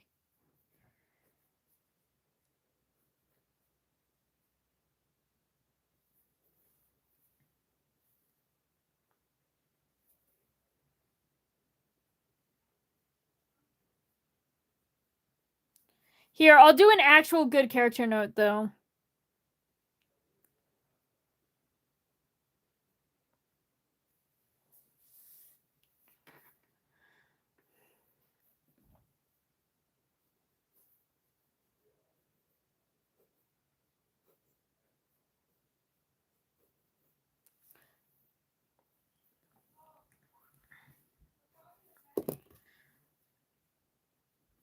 But yeah, no, I am extremely anti-AI here. Give her back her arm spike. I'm gonna give her back her arm spike. Her arm spike of death and stabby because she could not get she wasn't murderous enough, so I have to give her a weapon. Yeah, we're all anti-AI here. True.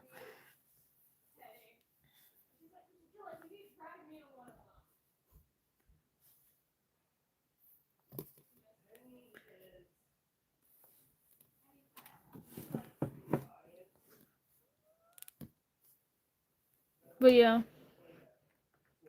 Please don't make art of her eating something. What do you mean? That's the best part.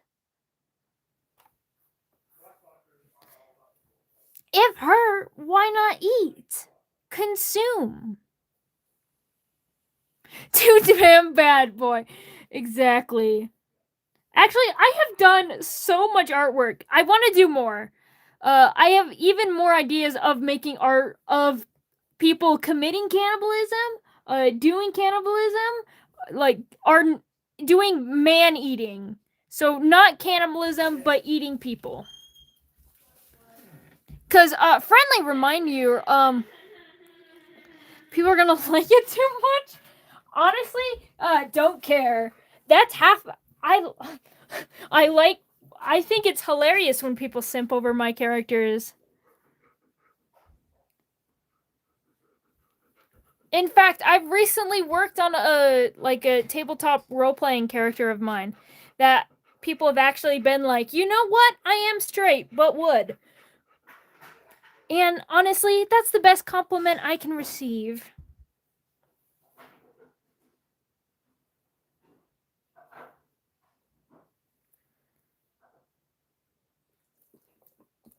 Cannibalism is normal at this point.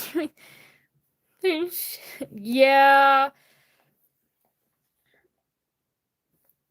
Cannibalism is actually very, very normal in a lot of spaces of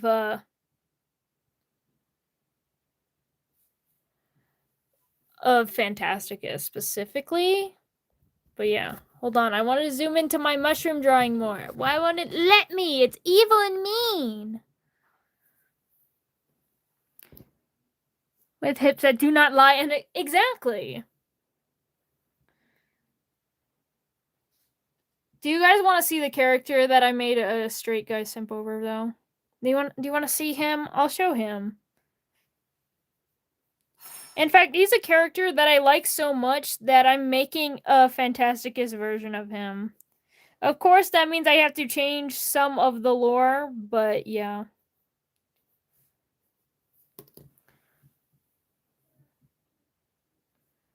Why are you still talking about AI? I don't even generate it at all. Like, don't get me wrong. I have used AI. I have generated stuff when it was like a brand new and I knew nothing about it. I regret even doing that.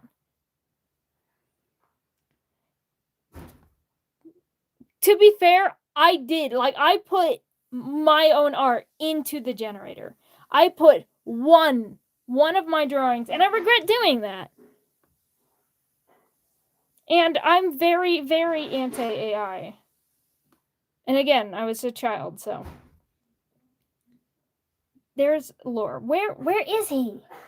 Okay, so the picture is not done, but I found him. A cheapy version of this diva is gonna be funny. All teeth. What? Whoops, all teeth. Here he is, though. I don't know why you're saying yellow. Here's my OC that I made a straight guy jump over.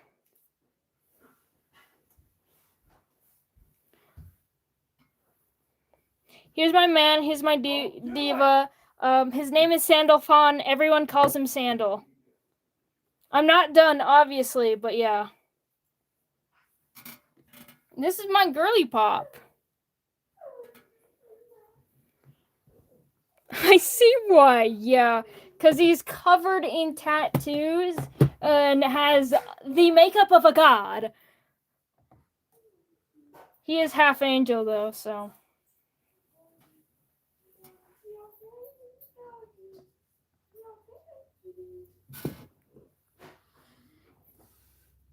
Can I call him whatever you want. You're likely never gonna see him like again unless I do end up making a Phantasticus version of him.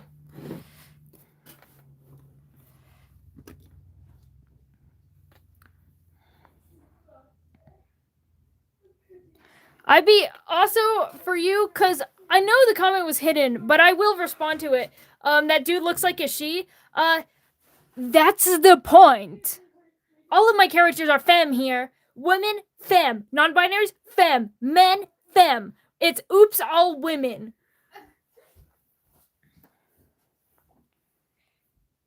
Anyway, based on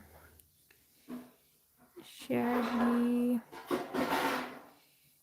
inky cap, mushroom.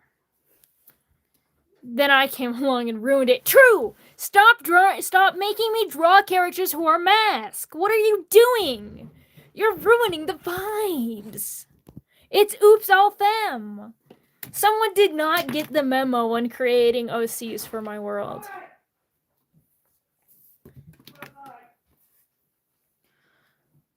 If I made a comment show, can you animate as a guest? I don't really animate, but I could definitely try.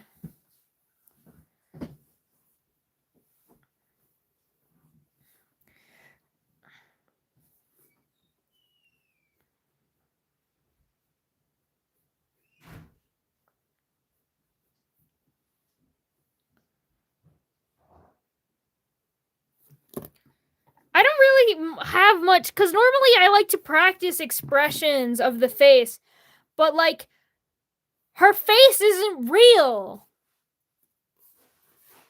I guess I'll draw her torso mouth. Yeah. Sure, if you pay me. That's my answer. Because most guest animators on stuff like that would be paid for something like that. But it depends on what you're doing. Like, is it like, I don't know what you're doing, because some things you would pay them, some things you wouldn't.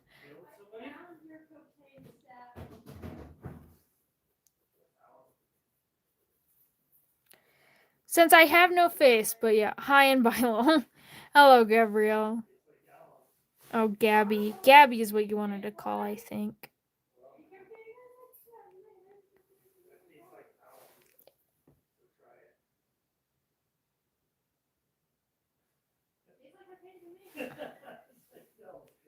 That's not how commissions work, though, but I appreciate the offer. Anyway, I think since I can't really draw expressions for her because her face is fake, but we can draw some tongue.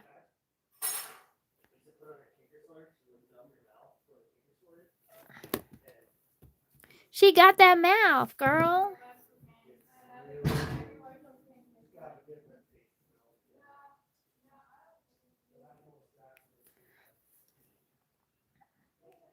Tongue, you say?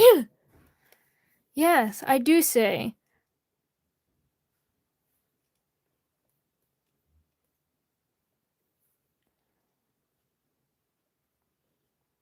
Friendly reminder, this diva eats people.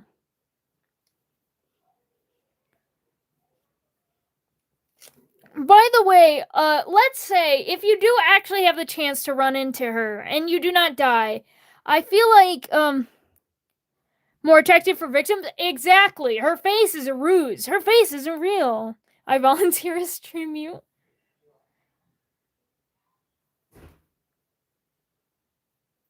Good. I love the horrors. Monster design is probably one of my favorite things to do that I don't really get to do, but I do really get to do it with her.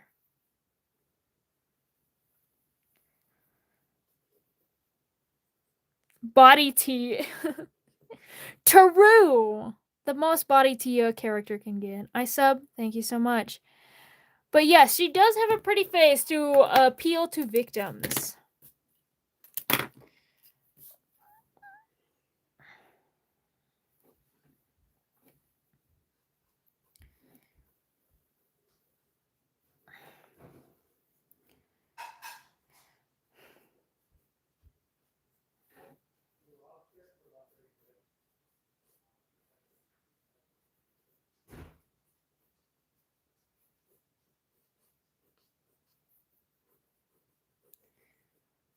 Thank you for subscribing, but yeah.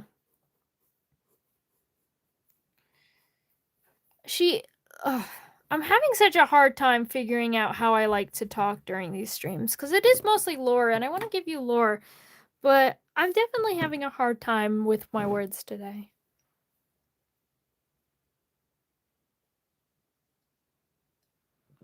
Girl, where are you, Burns? She does not have them. She does not need them.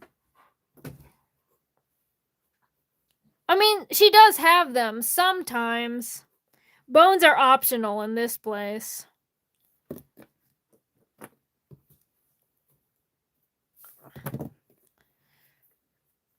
Explaining nymph anatomy is kind of hard, given that their anatomy is it changes day by day.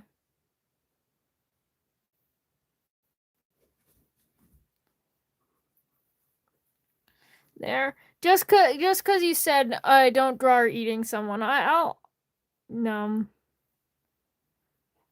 consumption, cause it's very exactly that's exotic in it. Yeah.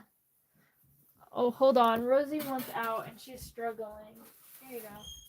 You can now leave.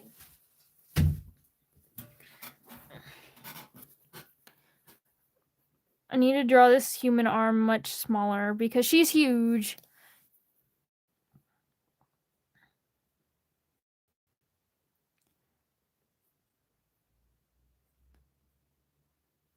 This diva's mom. Her mom is dead, but yeah.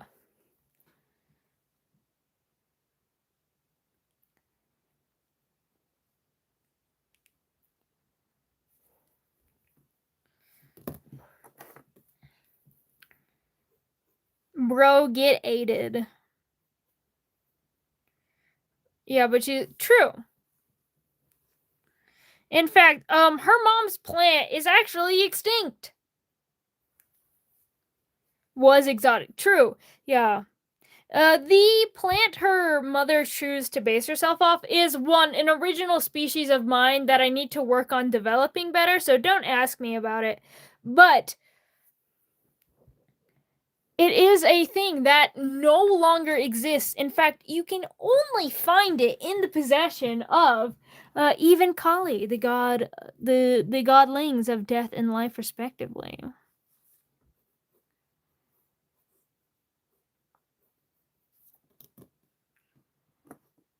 To do CPR on this diva's mom, they burned her alive.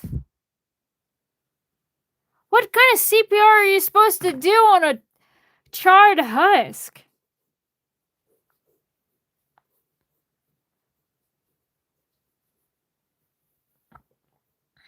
Water? You would need a lot of water. It's, and it again got to the core. You get to nymph score, they're done for. Also, by the way, I would like to say, most nymphs, they don't really have, like, their core is inside their main body form, and they are not a forest. It's only, like, really old, very powerful nymphs that are the forest. And sometimes they can be like a small grove of trees. That's way more common than being an entire like forest and stuff. Again, being a forest is resolved for a very few very powerful. In fact, she is the only one that is like, she is by far the largest nymph. Hello, Zach. I think that's how your name is spelt. We are sorry. Today we are only drawing mushroom women that eat people.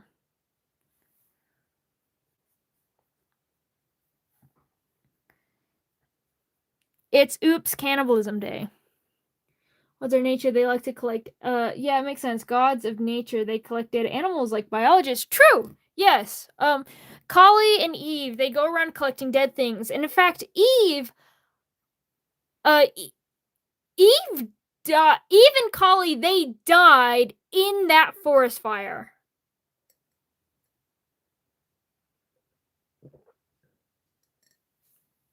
It probably does. I don't really know. I'm not really vibing with this one, but yeah. So,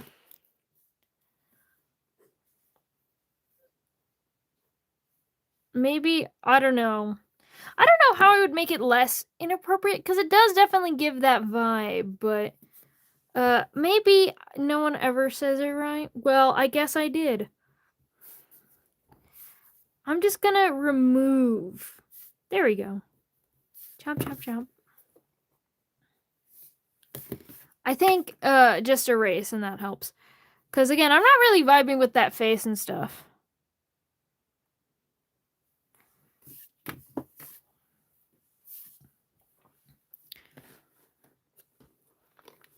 Again, I will be drawing art of her eating people. I don't know what exactly you're doing here, but I'm going to silence you.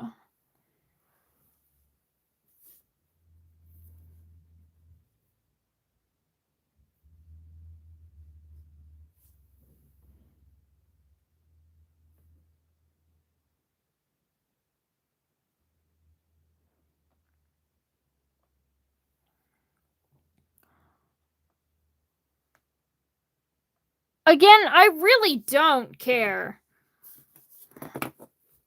who sees it or not.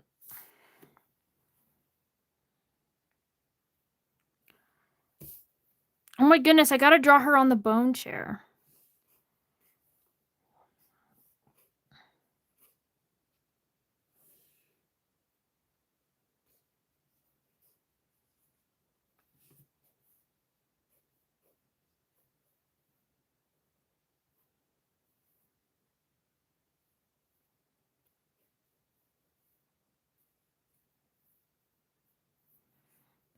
But yeah.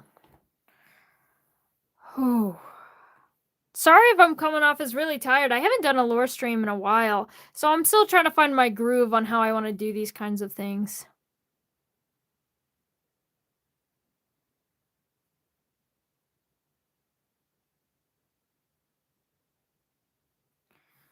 Yeah.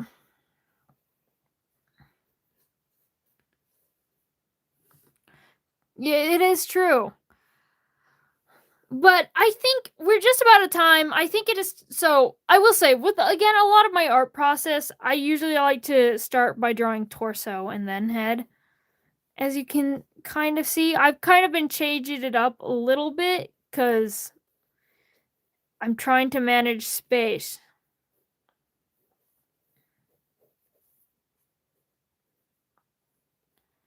And I really, yeah. Honestly, I don't care about that. I think it's time to talk backstory. So, I've already mentioned a little bit. Her mom is dead, died in a forest fire. But there is a few things that I'd like to mention about nymphs and how these creatures work here. So, of course, her mom died because she was burned alive. However, she will like a little thing about them here is, sorry. She was very, very young when this happened. Like, we are talking elementary schooler age. When she died.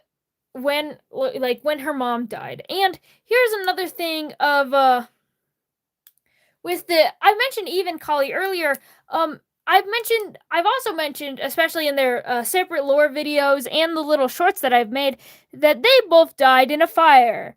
Guess what fire that was? It was the same forest that burned down most of the Fey Woods and killed her mom and many, many other people there.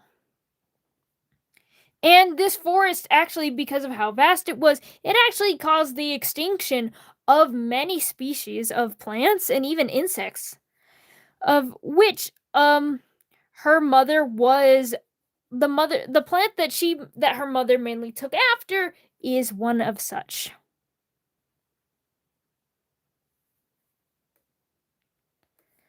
For you, could I persuade yours to spare me? Here's the thing with nat 20s. Nat 20s don't let you do the impossible. So maybe, like, you would have to roll a lot. Because it's not persuasion. It's pretty much rolling to try to, like, again, I guess persuade, calm down hostility and stuff. The answer is very likely no. You would have to have connections. You would have to be able to persuade other Fae to be able to persuade her. If you do not have connections to the wood, she's dead. Welcome back, Celio. But yeah. So as I was saying, but how did the fire start? So the fire started from multiple directions. There were these human kingdoms up in the oh my goodness, I have an idea.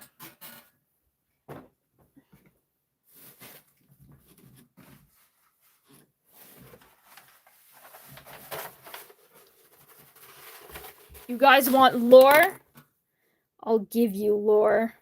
Let me just zoom out far real quick. I need to move my water glass.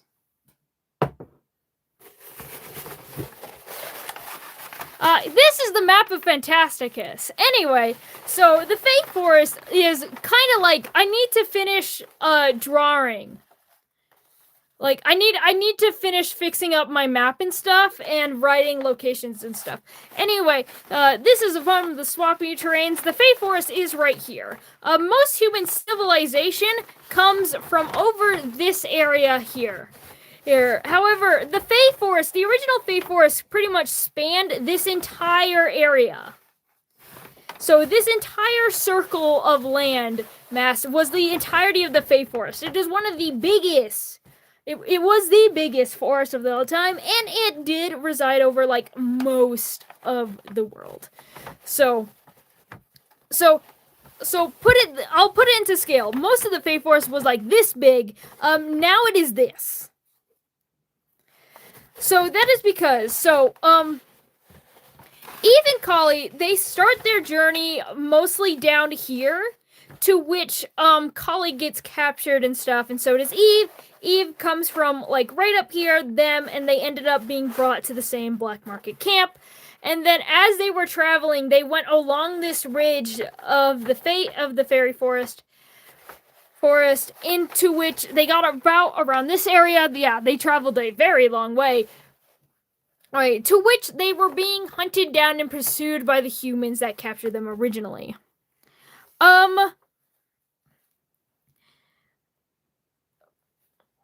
So they ended up bringing lanterns with them. The lanterns were thrown into the ground, which started catching the fire ablaze, especially since it was in not quite the summertime. It was during the spring. Obviously, it was March, but it was a very dry time of the year, and it started to catch fire. However, there were, again, other human settlements over this way that wanted to rid and wanted to deforest most of this area, so that they could start building in more human kingdoms and expanding. Now, because this fire was started and it started raging and burning ablaze, some of the people from up here decided to come in from this area as well and start more fires. So pretty much they just started very huge forest fires, and eventually, while a lot of the Fae were handling this one down here, since they moved their effort to this side of the line to prevent the burning of the forest, when this fire started, there was almost no one there to take care of it immediately, so it got out of hand, and then when people went to go take care of it, more people just kept dying. So that is when her mother came into play and decided to split the forest into two sections, keeping her daughter over here in the remainder of the forest, as well as a bunch of Fae, and keeping herself over here to try to stop the damage as much as possible, in which she ended up dying because of that. That is kind of the map. Yeah.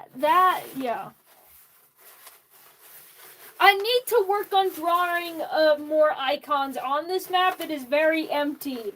It would be so much more valuable once I draw icons on it, but they're not there yet. Question,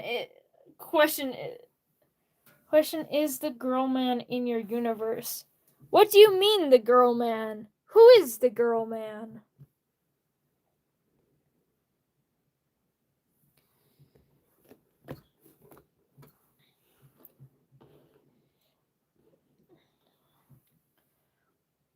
What's her color palette so I can make a fan art? She's all black and white. I will say, again, this is a very old drawing of her. Oh, darn it. I'm still on Pride Month.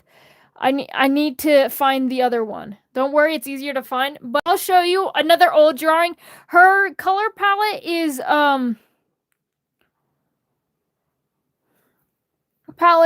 mostly black and white. And so her color palette is staying practically the same as her old art, but I'll put it up on screen right now.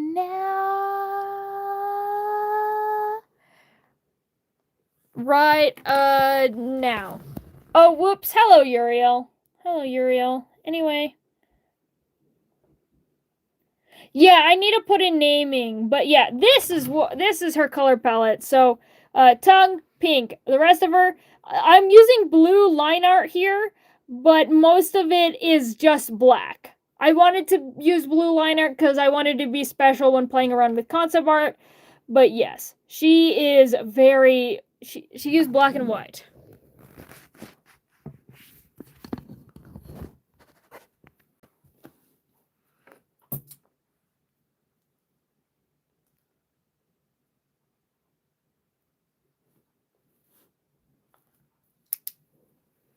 Because she's based on, if you want a specific color palette, she's based on the shaggy mane inky cap mushroom when it's starting to decompose. So, if you want more specific references, decomposing shaggy mane inky cap mushroom is what you want. to look at.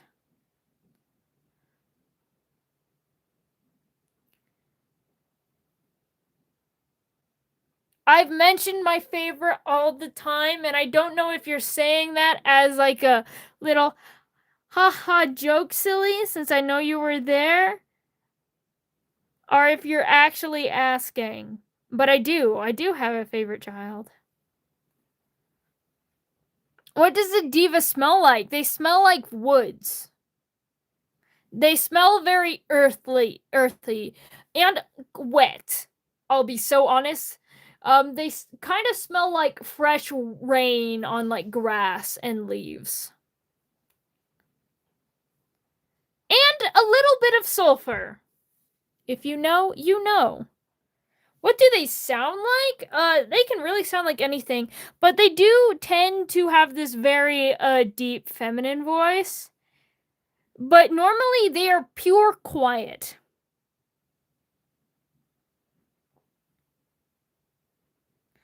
Like, for one, she doesn't make a sound when she walks, really, at all. Like, she can choose to. She chooses not to. But yeah. Hello, Jax.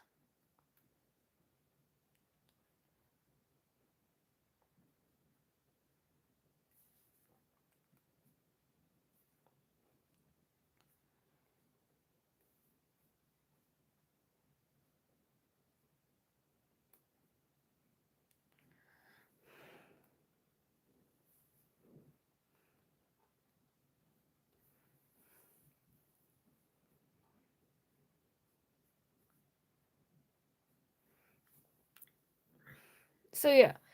So that is a big thing with that. So another thing is, again, she was really young. In fact, I will have to talk more about him specifically, but the Fae, they have different roles. They have different roles of like protection and guards. Either way, they serve they serve their queen. But there was a specific Fae charged with taking her core stone and the body of her away when the forest started, and that is actually that would be Beelzebub.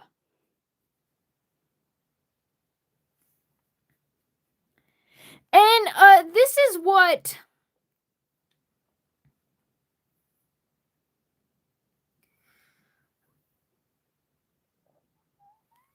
the because people care about suggestions, not about OCs as much. Also, I'm not being as entertaining this stream because I'm trying to find my footing with how to do lore streams. Anyway, that's another reason. But honestly, I don't really care. Wait, if she can shapeshift, she can like hide underground? Yes. While she is not like the dirt and rocks and stuff, she does possess all the roots of the trees and stuff. Though another thing about a nymph's core, they do kind of need light.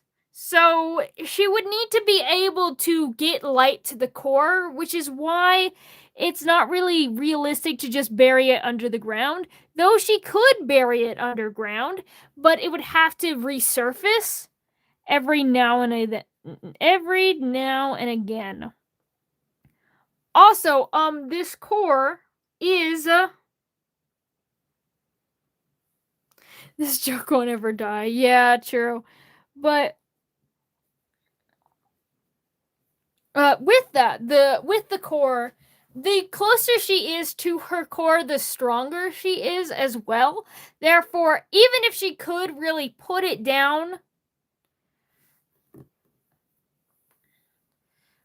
like if they can't put it down, spirits, they do reproduce sexually or asexually. They can choose.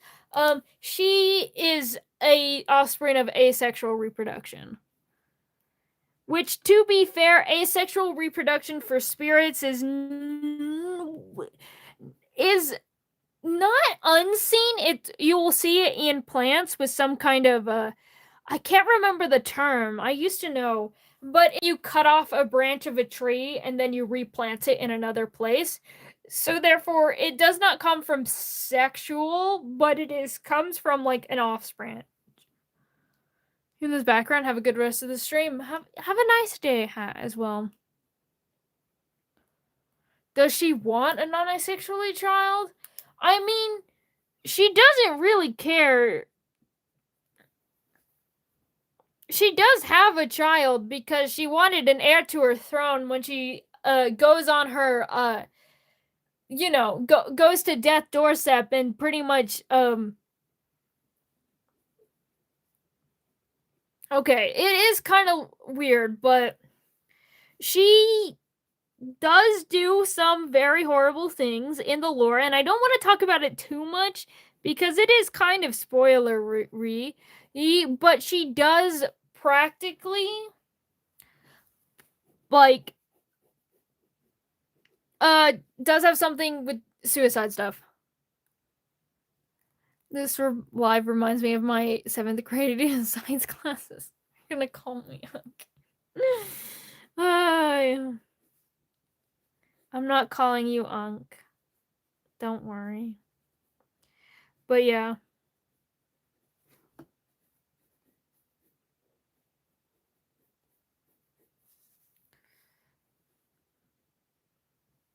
And Lost Cat, how old even is she? Her daughter, not her. So in timeline, her daughter does not exist yet. So non-existent, you'll have to wait a few hundred years.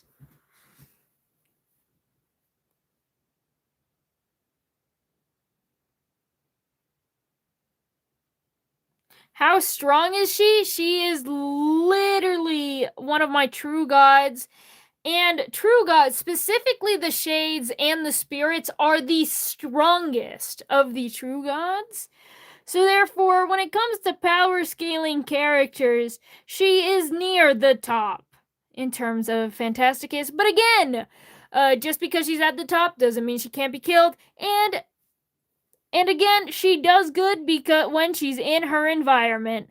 The further away she gets from her core, the weaker she is, and therefore the more likely that shoot of her is to die.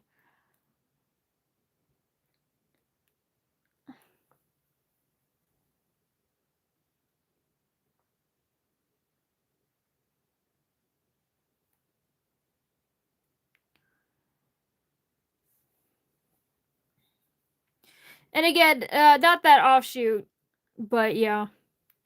It does mean that the further away, it's like the further away she is from her core, the less likely she is to get herself killed, but the less damage and impact she can have because her core is her power source, and the further away you are, the longer it takes for that magic actually to get to you to be used. So therefore, being close to our core and our power source is very like high risk, high reward situation. Which is why you do not fight her in her forest, because not only is her core nearby, but it's almost impossible to find. Versus if she was fighting in a different location, she's either super weak and that branch of her would be able to be killed super easily, or her core is much more easily found because she can't grow an entire forest instantaneously. That takes a lot of magic and a lot of time.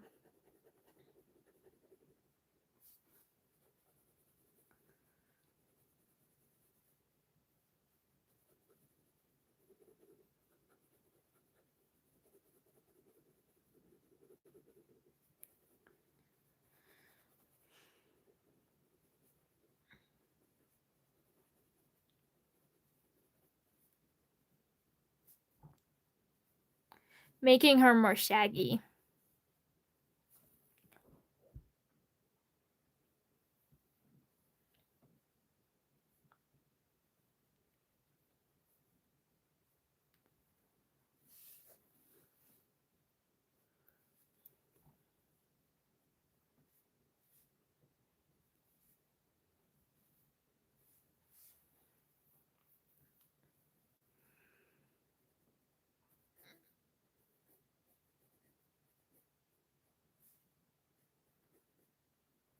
Here, another little.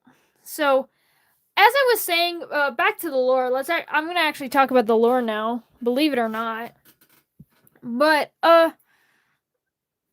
another little detail, like about her lore and stuff, and like again about her. So I was mentioning the fae that took her away is Beelzebub. Those who are not familiar with Beelzebub, he is in a lot of depictions, not all of them, is the Abrahamic religion, sin of gluttony. Now, in the original, he's not the devil, no. But can her poison liquid gasoline goopy will make people sick? Make them go, yes. She can. She can do stuff like that.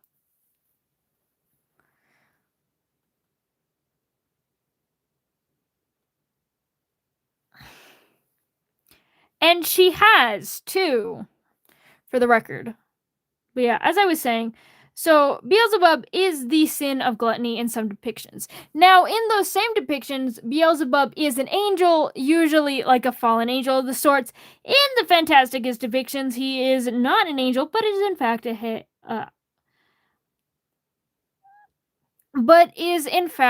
fae. And to which he, in trying to escape the woods that was burning down, with her in arms, he was severely crippled. But again, that is for a different lore stream. But it actually comes with the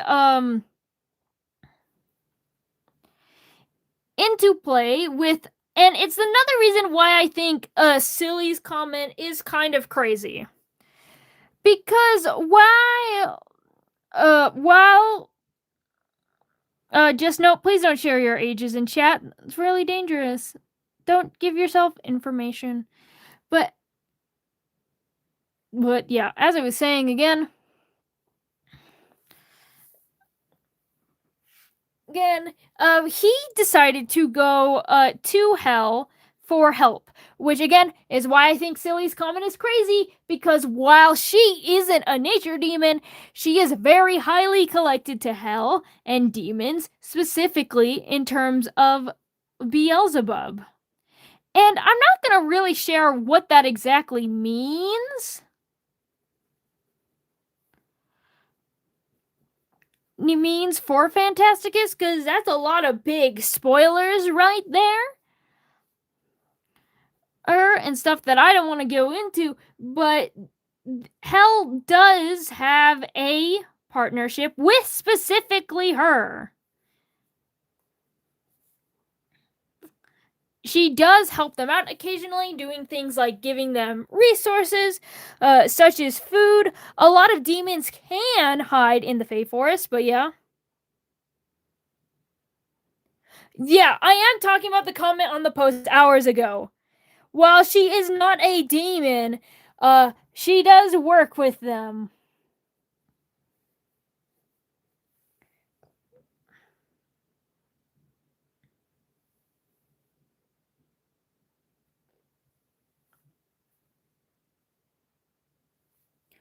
Also, hello, Guz.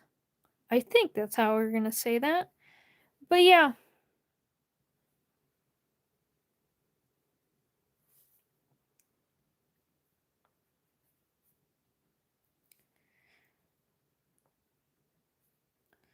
So it's kind of like Silly, everything of your comment, like, it's kind of crazy. While it wasn't, well, most of it wasn't like spot on, all of it was related. Like, there wasn't a single thing that is like completely wrong.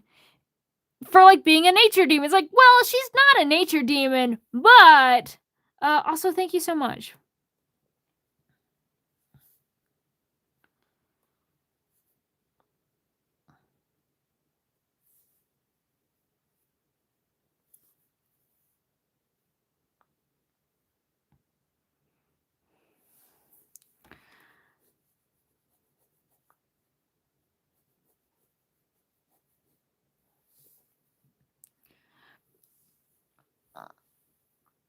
Do whatever you want with your own world.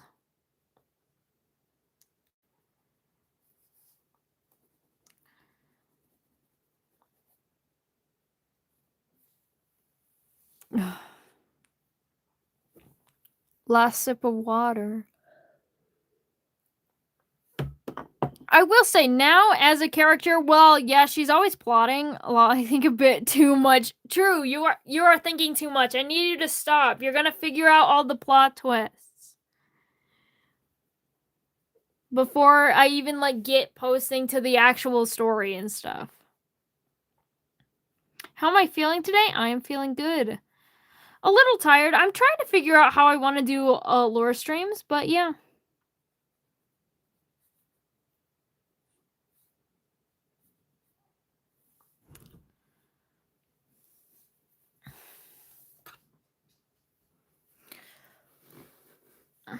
Gotta rewrite our lovely little notes.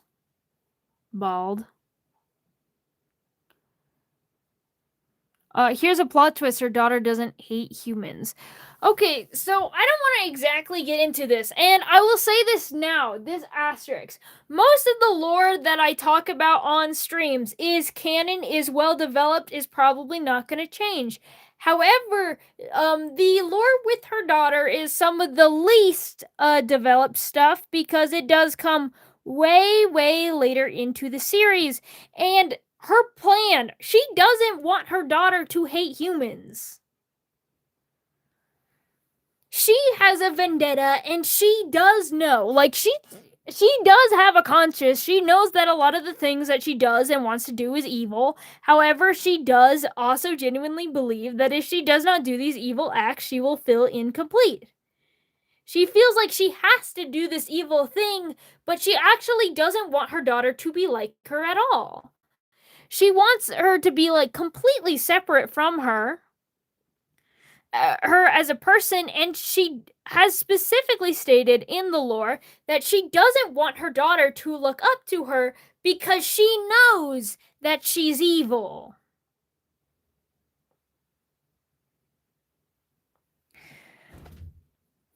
The closest thing I have to Hatsune Miku in this world would have to be Echo.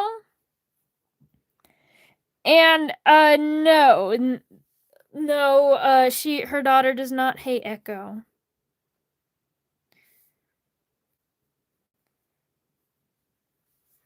You're gonna start theorizing. Have fun with that. But yeah. And that's why I was mentioning earlier that I have a hard time considering any of my because Echo is a diva. True, yeah. There is other reasons that I'm not going to get into because they are more spoilery, so I'm not going to talk about them here, but there are other reasons why we get along with Echo here. I'm here, what'd you miss? Not much. We are just drawing a little diva here.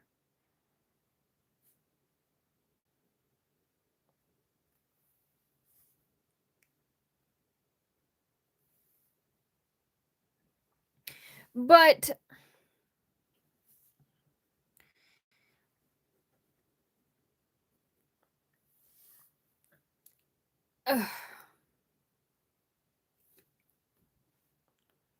is Concrete Melvin? I don't know who that is.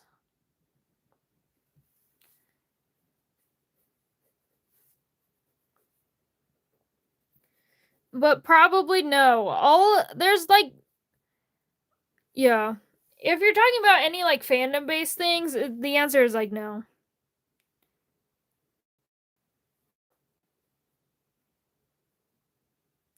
He's a band guy. He actually has a YouTube channel. Then definitely not.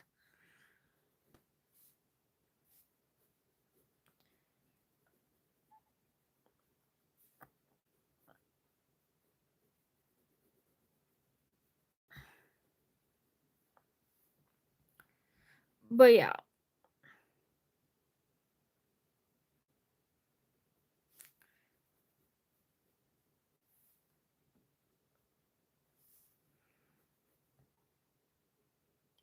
Then, yeah, exactly. How would he? This place does not take place in Earth. It is a completely different world with completely different anatomy and rules.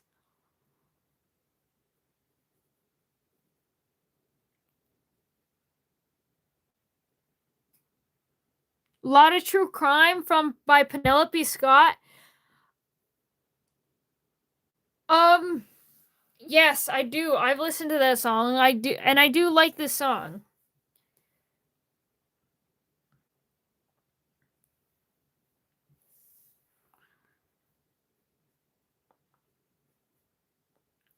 So I guess a lot of the real final things that I have to say, like lore-wise and stuff,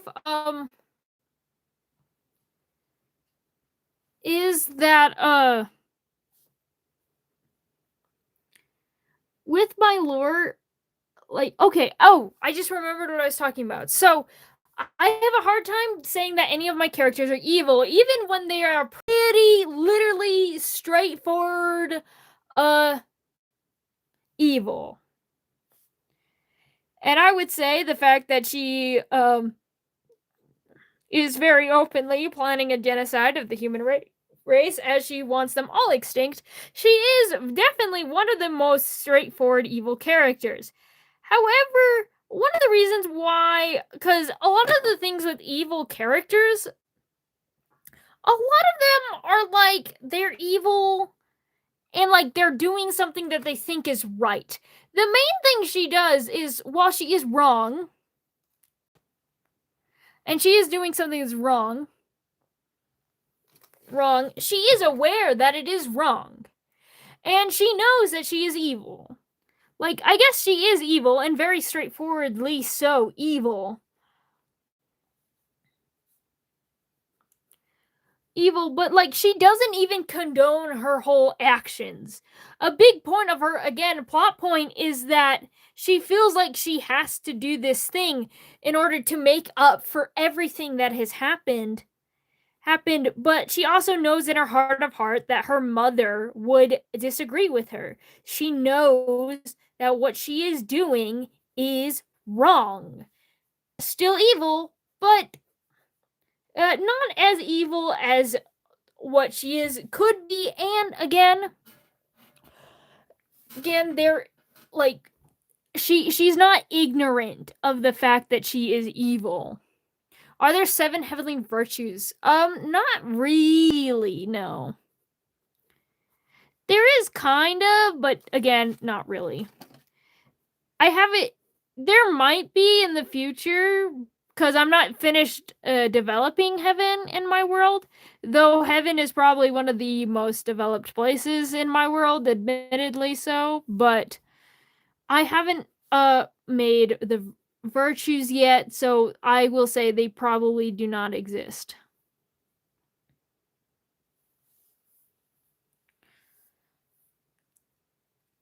Wait, was her mother a human eater too or not? Not like her. She does it because she wants to kill and eat humans. Like, her human eating is targeted. Her mother, she just eats things. In fact, she really only eats things after they've died. A lot of spirits, especially bigger spirits where their entire forest, tend to act actually more like fungi, where they are decomposers. They process the dead thing and turn it into new life.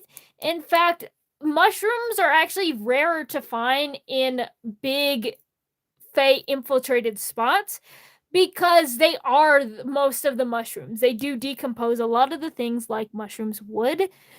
So while, yes, almost all nymphs have eaten a person and would eat a person again because, you know, they're not like vegetarian by any means.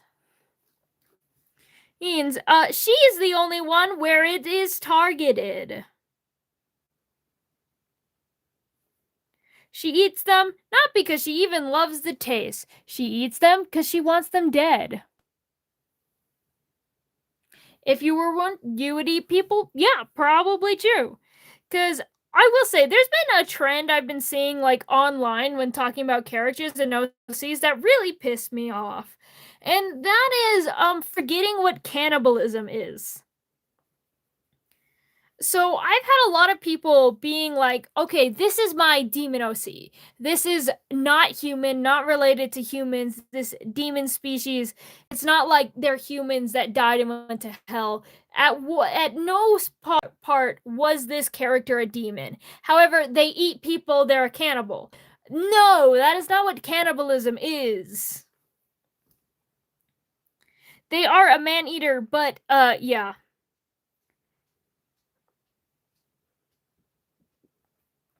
A cannibal is anyone that eats a thing of their own species. Spirits, they don't really eat each other. Hello, one question. What am I talking about? Cannibalism. Anyway, I thought that was obvious. You're gonna get roller coaster skates? That's so cool. I was about to say roller coaster. That'd also be cool, but skates are cool too. But yeah, did she have another family trauma than just her mother's death? Not really. Nymphs are really weird with their family. And again, it's not just her mother's death. In a way, all of the Fae that live in the forest is part of the trauma. So the trauma is less so the fact that her mother died, and more so the fact that she's like killed, like the fact that humans burnt down most of her home. She didn't just lose her mother in that fire. She lost almost all of her home. The places that she loved and grew up in and lived in are now gone.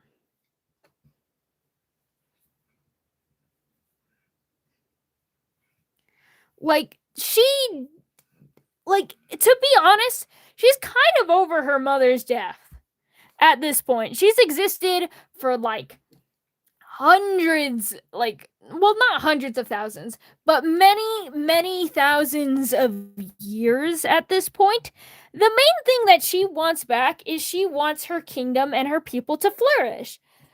Thus, she has new goal to kill and genocide a bunch of humans to retake over. Also, thank you so much, Page Master. But yeah, her goal is to commit genocide against several groups of humans, to take back several human kingdoms, to reclaim the land that was once her mother's, to have it back into the forest. So, like how humans deforest her home, she is planning to dehuman their land and turn it back into her home. Her thing, she wants her land back.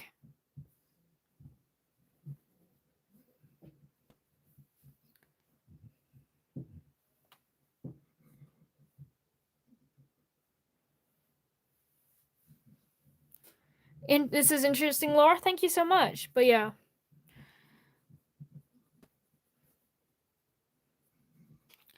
Yes, her mother died. That traumatized her as a child, especially because she is the youngest nymph to become a god of the forest. But yeah, some nostalgia and territory, right? Is she the only god in the forest? Are there other nymphs? There are other nymphs in the forest, but they are not gods like her. Technically, all nymphs are considered minor gods by the fact of how they are. Well, they're not really considered minor gods. They're all godlike. But true gods are very different. There's a bunch of more things that make a true god a true god. True gods, they must have so much power that it is undeniable. And in order to become a true god of specifically, how tall is she? Okay, for one, she can be as tall as she wants because she is a shapeshifter, but she does normally appear around 10 feet tall in this form. But again, she is technically an entire forest. She is acres and acres of land. Okay, nymphs. Yeah, I'm talking. This character is a nymph. Of course, it is my interpretation of a nymph for my fantasy world, but she is a nymph.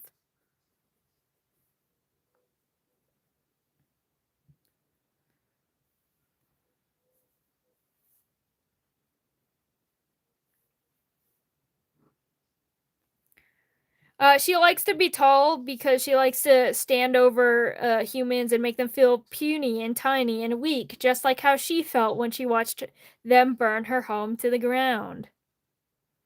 Everything she does is for spite and rage.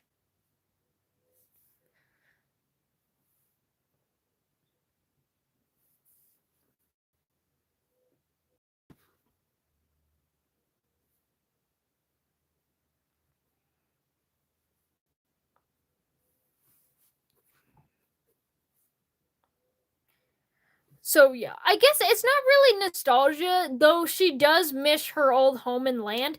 It is mainly because she wants a better life for her people.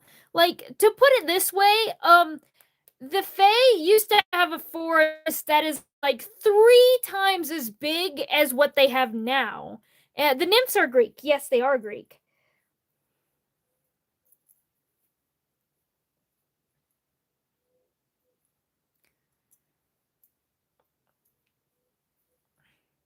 So the Fae used to have a lot more land and forest. They had much more land to grow up in, much more places to scavenge food from.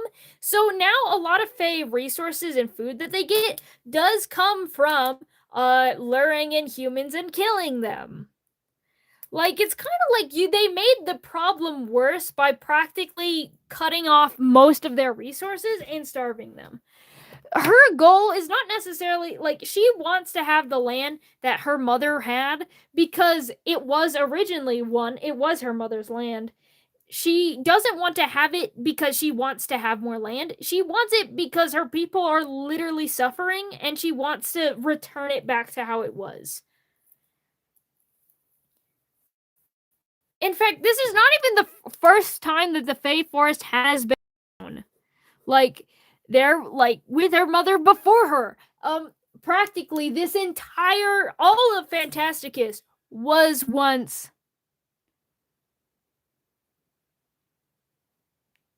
Yeah. Yeah, yeah, just because big, powerful, and make other people feel small and helpless. Again, kind of evil.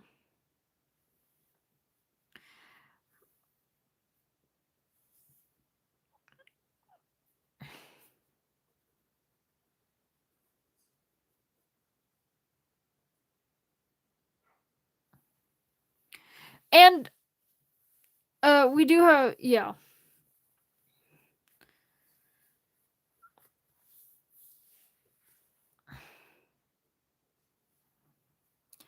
With her, so yeah. Again, she wants her home back. And she wants her home back for the people. In fact, it's kind of what I was mentioning earlier, and I'm fine talking about her plan. I'm not going to mention the outcome or what happens or what pushes her to actually do stuff or how she does it. But her plan is she wants to take her soul core, which I have, yeah.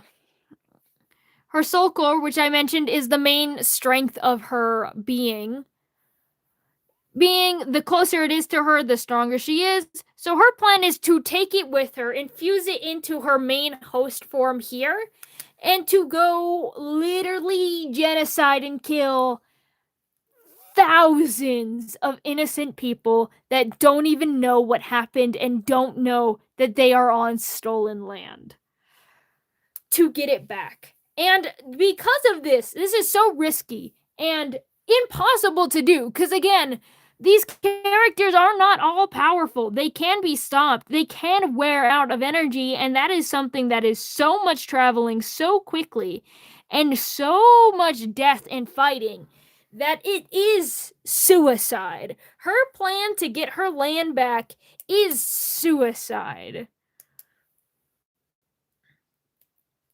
In an effort to single handedly wipe out again thousands of people. I'm not gonna say how it turns out.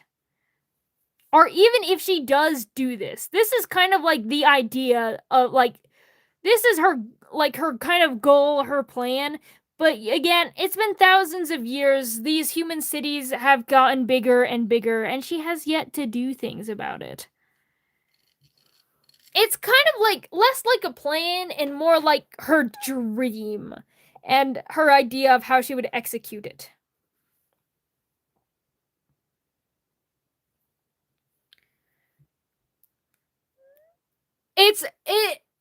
Her main power source is kept in the forest. So it just matters how close she is to her main power source. Also, what do you mean? What did I just say to make your jaw drop?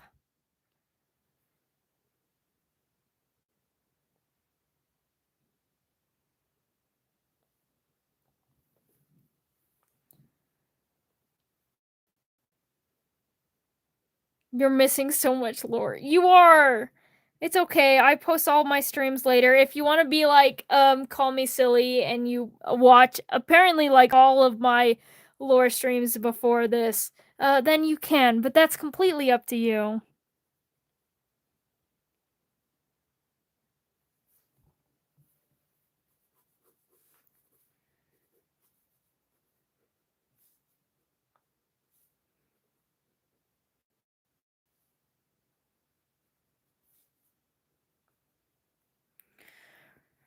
This oh my that her dream she'll need to kill herself to fulfill it. Not that she needs to kill herself, just that it's inevitable. Like the way like because even if she doesn't die while trying to enact it, then that would get enough people's attention to come and kill her. Like, if she wants to have her dream of having a bet, is that someone arms in her mouth? Yes, it is. Anyway, so if she wants to get her dream of having all of her bullying me, he said something to new brand. That's so mean.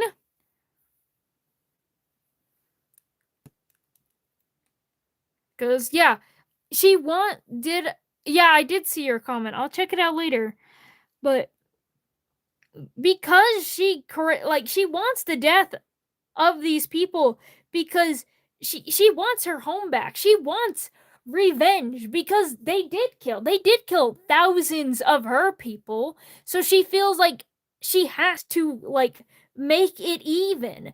But then again, stuff like that does not make it even. It means okay, well, these people again, it was such a long time ago. They don't remember.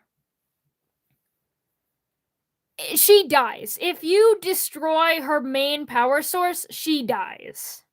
Which is why it's more risky to take it with her. But if she leaves it behind, she's so weak that she can barely do anything. So she has to bring it with her in order to be able to do the damage that needs to be caused quickly in order for her to fulfill like her dream plan. However, it does put her in risk of having her killed herself because now her core is much more easy to find. The arm is right here. Chomp, chomp, chomp. Get consumed, bozo.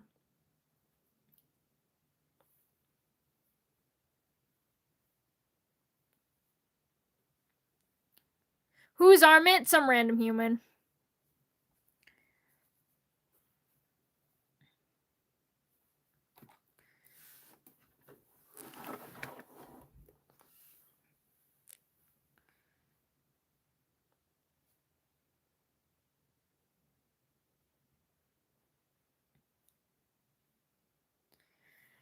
And,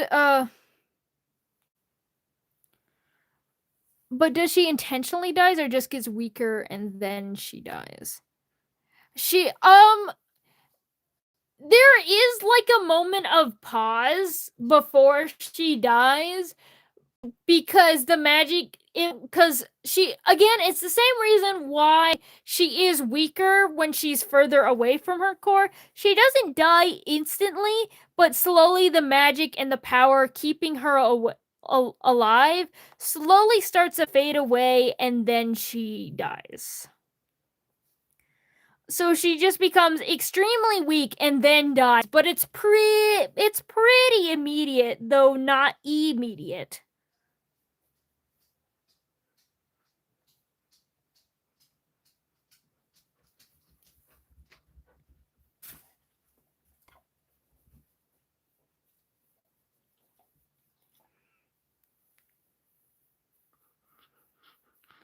Thank you so much. I'm glad you're liking the art, but yeah.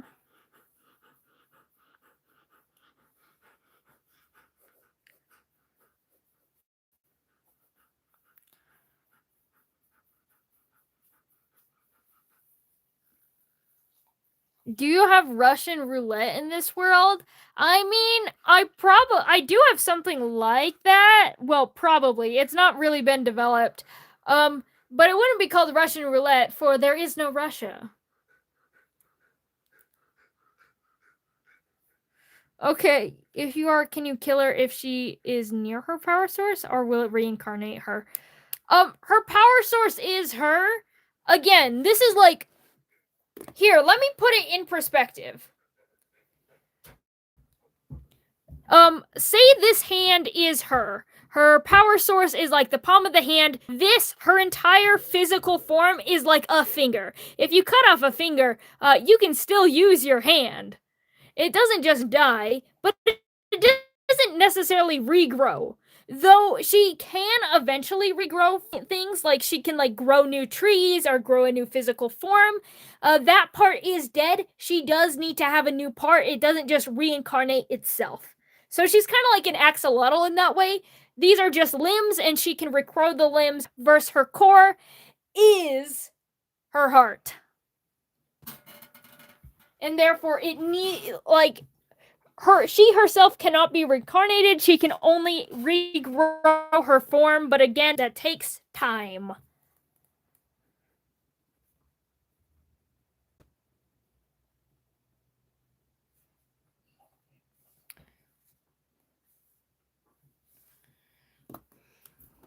Oh my goodness, do you want me to draw baby her? Should we draw baby? Baby tiny small?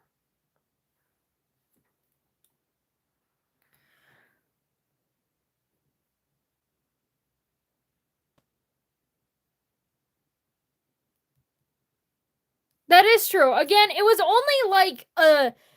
only an analogy. Of course, because she is an entire body, not just a finger or even just a hand. Does that mean she can regrow her power source if it's not completely destroyed? Yes, she can regain her power. Or if it's not fully destroyed, it has to be fully destroyed in order for her to die. If there is fragments of it where it's not fully destroyed, therefore she is still alive, she will be severely weakened, and it takes so long to repair it. But what if you cut the core in half?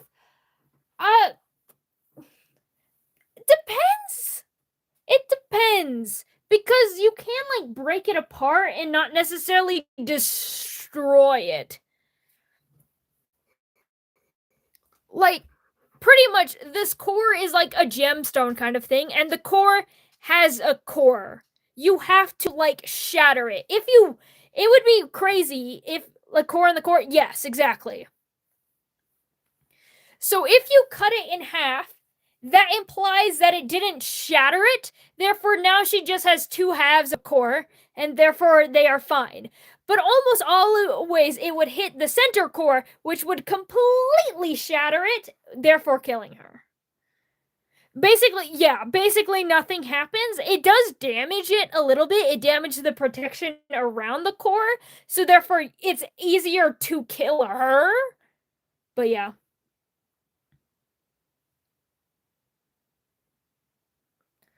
Also, what's in the pieces? Are they scattered across the world? What happens then?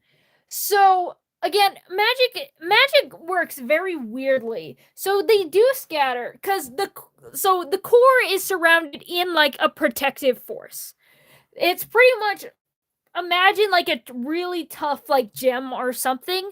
So it just shatters and it becomes little shards. However, it's no longer paled, so they would likely go dull. The real thing, it's the core inside the core. Once that core is broken, it just dies and it withers. It disappears.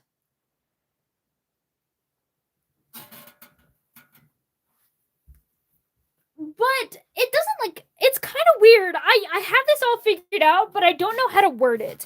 So breaking the core would release her soul.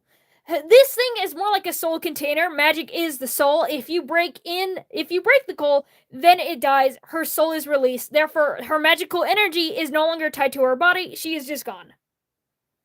Like, her magic ascends to the outer, she goes into the sun. That's what happens. You break her core. She doesn't technically, fragments of her magic does exist. It doesn't just disappear. It goes to the sun.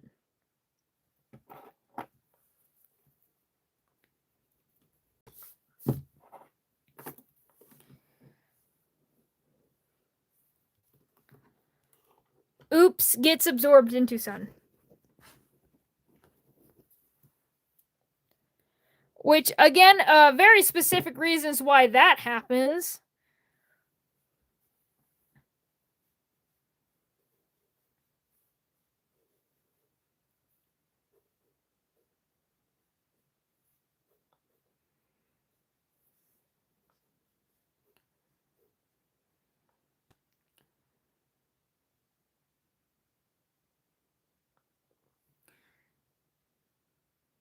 It will make multiple of her. Not quite. So, I think you weren't here for this, but magic is something special. It is a parasite. Uh, Spirits, they merely are that parasite after they have taken over stuff.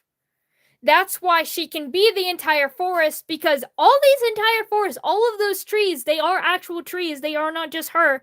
But she is a parasite that is consumed and taken over them to join them into her mass. Therefore, it just releases it, but since it's no longer tied to anything that can regrow itself, like, it's not regrowing itself magically. It is just regrowing, it is just connecting to other things that can grow. And yeah.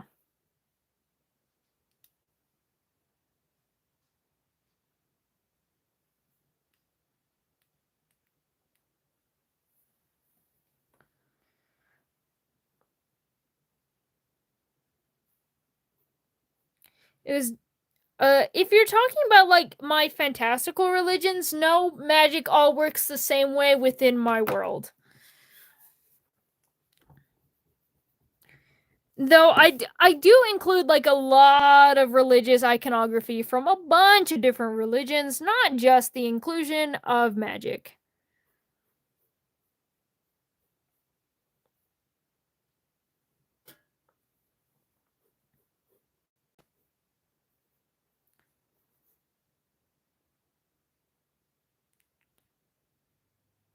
Oh, is so there's yeah, that's where the shapeshift part enters. Spirits are a creature with no physical form that take the physical objects of other things and are able to bond with it to become a very different thing.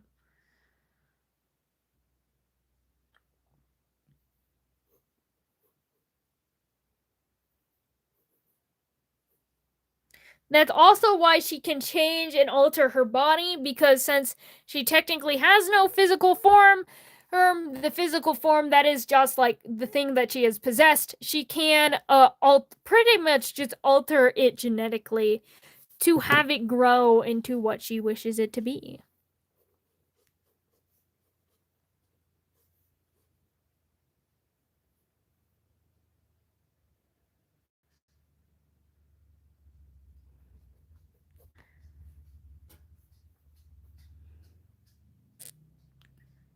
So my baddie isn't permanent. Yeah, no, but she does like this form. A lot of spirits, they do tend to get comfortable in their physical shapes, and then they keep that.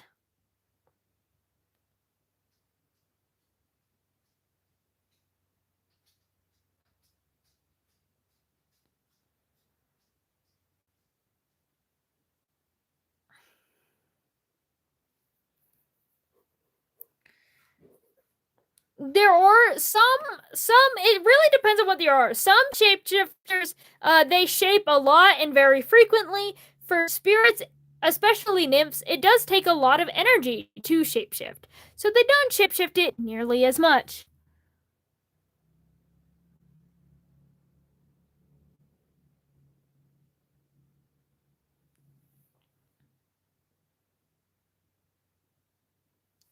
So, like, she does keep this form most of the time. In fact, she really has not changed it since she's grown up. She did look a little differently as a child, but yeah. Until she kind of found the shape that she is most comfortable with. It's kind of like. So here's another character that I'm going to talk more about, but there's a character named Abaddon. Abaddon is a spirit. Um,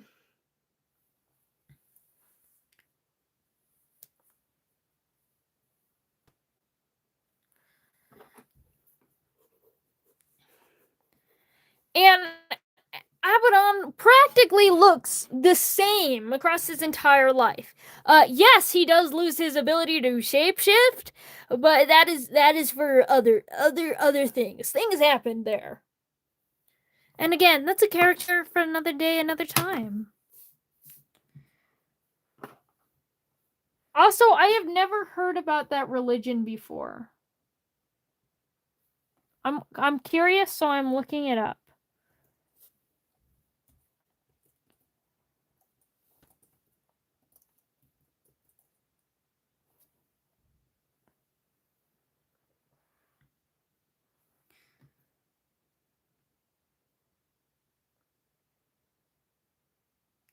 I mean, I do advocate for the separation of church and state.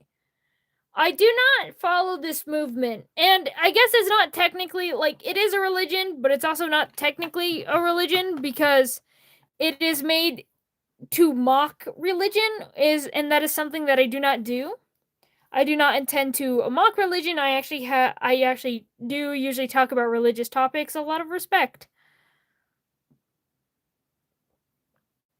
But yeah, I do advocate for the separation of church and state though. And I do. I know all of the paganism stuff that you are talking about. In fact, paganism is a lot of inspiration for my fantasy world. A lot of religions too, especially Abrahamic religions as well, because I used to be a part of an Abrahamic religion.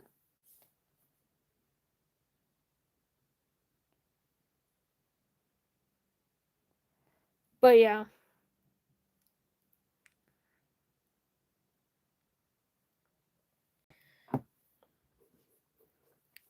But yeah, I have a lot of respect for at least in here, though I obviously have my complaints about religion, and especially religion, not even just religion, but religious institutions are what I have a problem with. But yeah.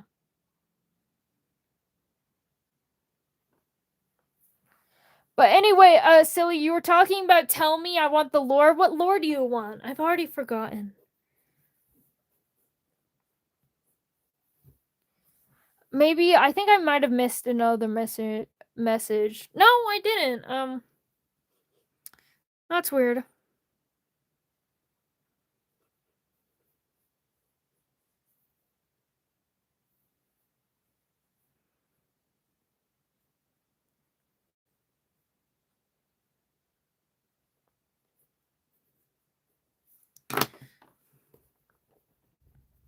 I'm so ridiculously bad at drawing children, actually.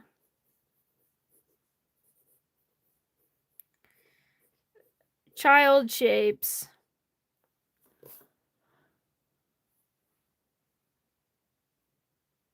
Welcome back, Ghastly. I do know about it.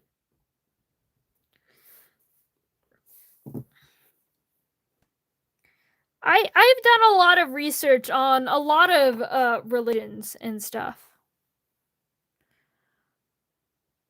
I also don't remember their name. This is Celiator, if that's what you're talking about. I'm thinking about it. I might change it back to Facilia. I want to change her name because I didn't vibe with Facilia, but I'm not vibing with this name even more.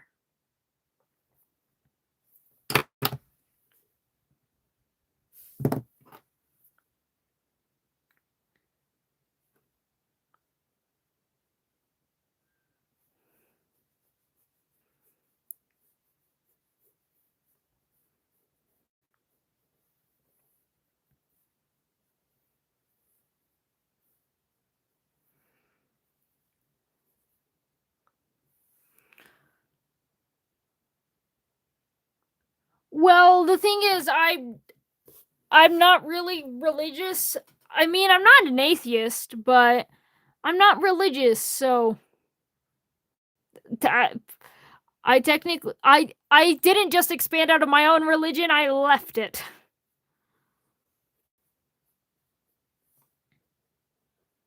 In fact, I've got a lot of friends and family members who are also pagan, so like not only am I familiar with it, I lived around it.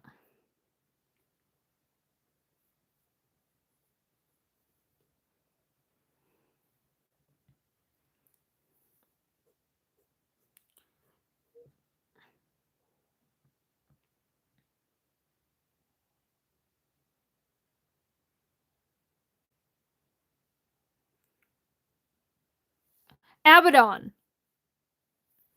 Here, if you want some Abaddon lore, the best I can do you is some drawings. Because, again, another stream for another day. This is a character that will get their own live stream. This thing is crazy.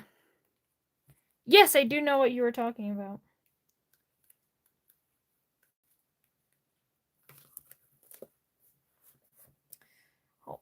I have to put my hand over this drawing because there's titties, but... Oh, I can't even see it. Let's go. This is Abaddon. Yes, his pronouns are he/him. There is no she in there. And we love him for that.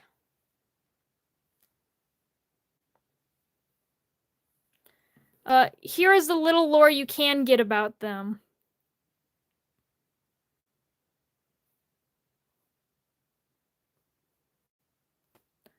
But this is Lore Abaddon, who, yeah.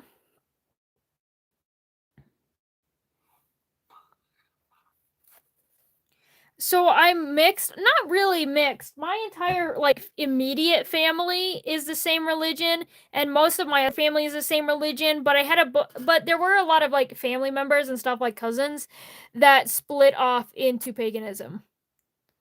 Yeah, our manly man. We love our boy with tits.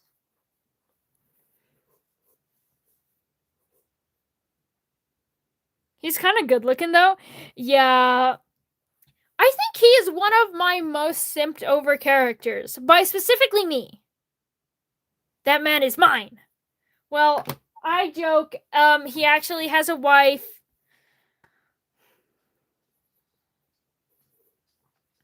And I would say that he loves her very much. It's complicated though, and yeah.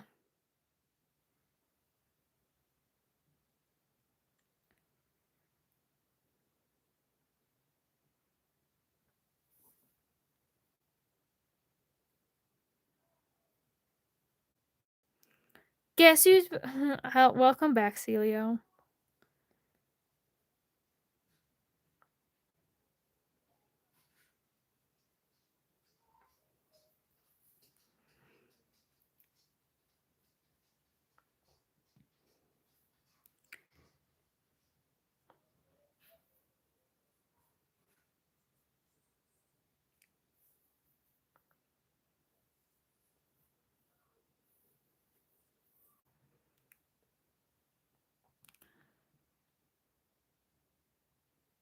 I was saying he is really, yeah.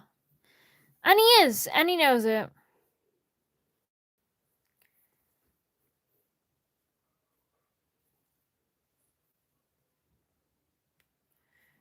Oh no! Ouch. Good luck. That's a guy? This is not a guy. This is a baby. Baby Celia. But that picture of Abaddon, yeah, that's a guy. I'm just a baby. That's her.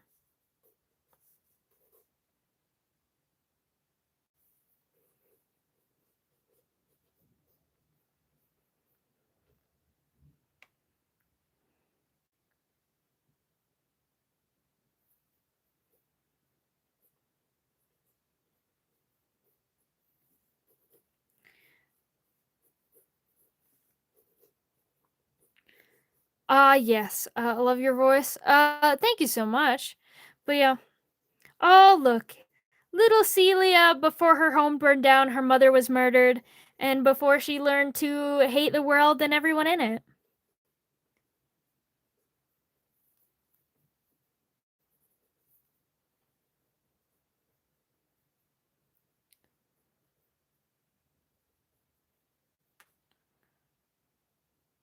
What did you sound so perfect? It's a vocal stem, okay?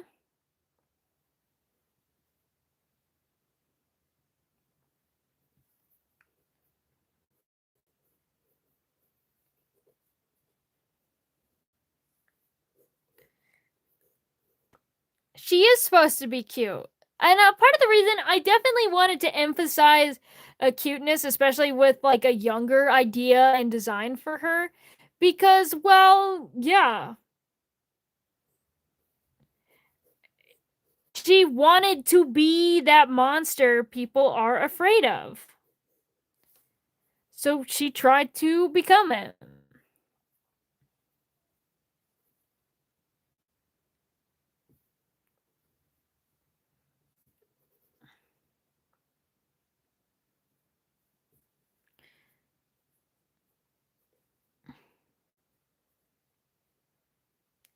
That, and she also wants to appeal to humans more because her mother was a firm believer on trying to make peace with humans and stop the conflict between them. And therefore, both her and her mother did have a form that appealed more towards humans because they were trying to create an alliance. They were trying to end the feud between them that has been there for thousands of years.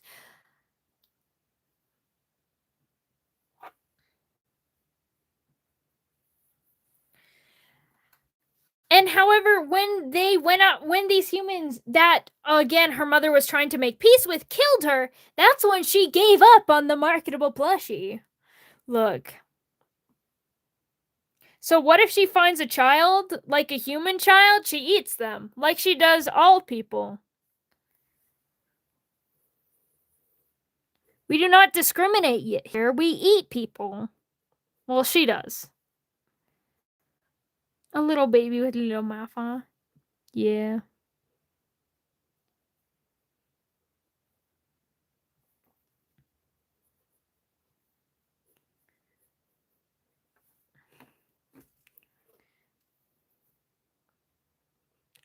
Also, don't get me wrong, she is still kind of mischievous.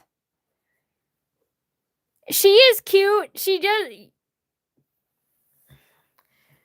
is cute. She wants to be cute. She does still have a bunch of sharp teeth, though. And she still plots. Cause what is a girl with the plotter? That might be the only thing I disagree with. Again, this character is not a hero.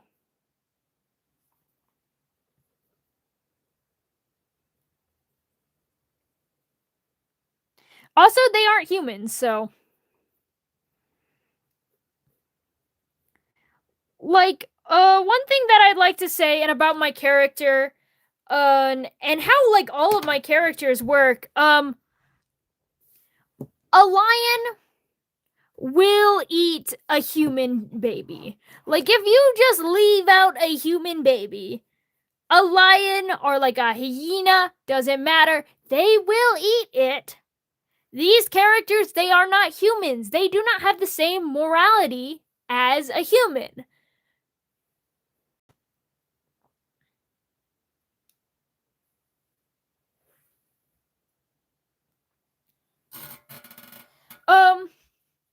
And even though they do look humanoid, again, not a human. It's not cannibalism.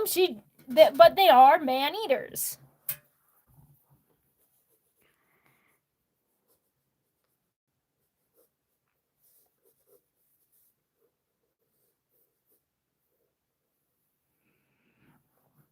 And so, honestly, eating the consumption of human is actually pretty common in my fantasy world.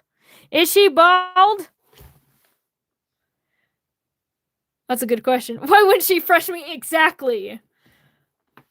Yeah, they technically are not cannibals because they do not eat other spirits. But they are man eaters because they do eat other men.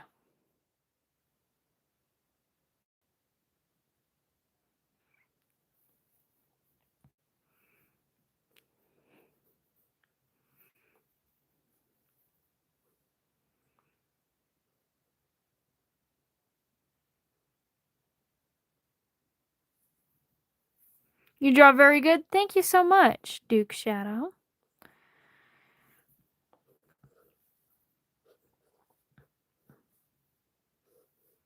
Evil demon. Nymph child. You commented on one of my posts? I'll have to check that out.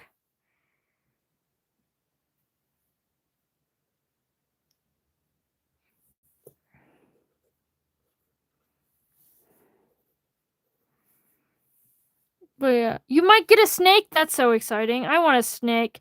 Too bad the entirety of my family is scared of them.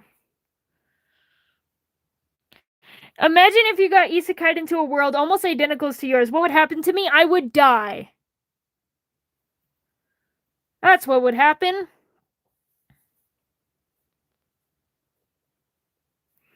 The world is not for the faint of heart. Most things die. Most things die, and most things die horrifically. Like, we haven't even talked about the things Eve has done. Eve has done horrendous things to people. And though I don't think I would get on the bad side of Eve, a lot of these things do not care.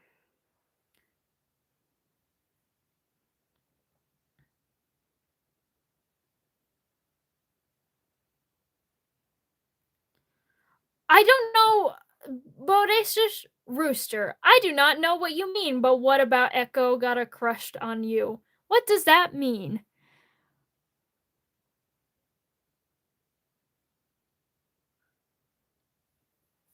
Why do cannibals only think... Honestly, I don't know why. Also, another thing I'd like to note that I think is even dumber, a lot of people started to be like, cannibal is when something eats a human. It's not. But I keep being told that, and I'm like, no. If Echo got a crush on you, and you got into their world, the chances that I would meet Echo are very, very low because I do not play a musical instrument. So, very unlikely. If he did get a crush on me, one, he doesn't do romance. He doesn't do love. He is a one-night stand kind of guy. Would I survive longer? Yes. You're pretty much saying, if you had the favor of a god, would you survive longer? Yeah, if I had the favor of a god, I would survive longer.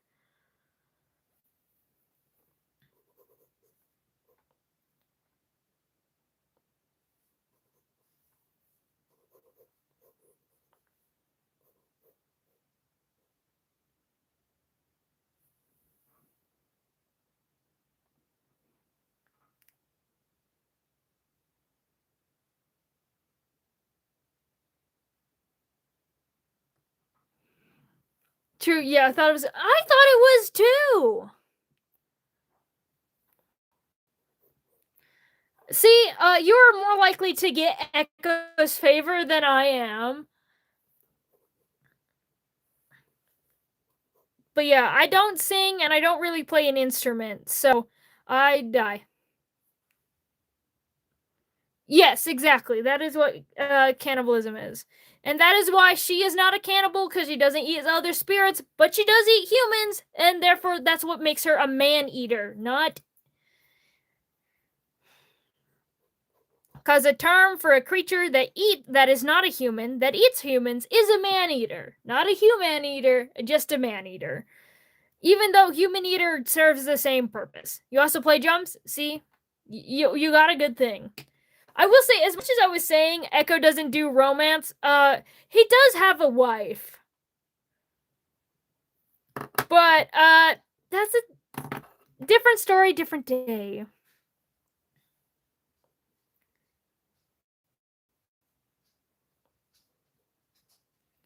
Human Eater doesn't roll off the tongue good. That is true. Man Eater does roll off the tongue so much better, and it is why I use it. That, and because when the term Man Eater was coined, is because man just meant human.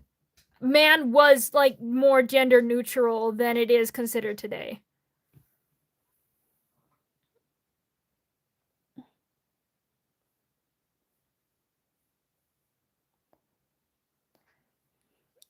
Do I play? Can I commit cannibalism now? Echo's a vegetarian, so if you're saying would Echo defend you with cannibalism, he doesn't even eat meat. So I don't know why it would matter that you play all those things and then you could commit cannibalism.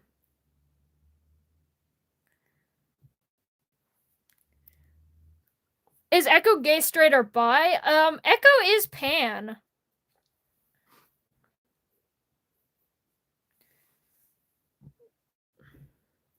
I love a good married man.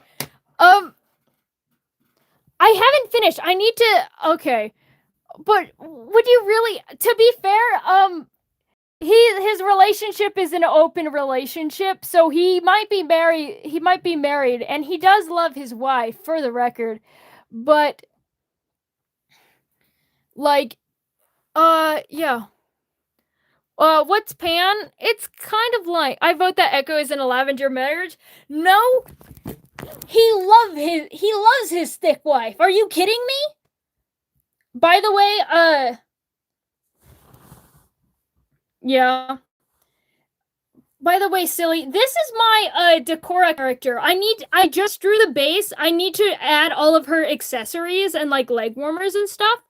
But she's Decora, and she normally has a bunch of, like, different, like, leg warmers layered up and a bunch of bracelets and necklace and ear clips and stuff.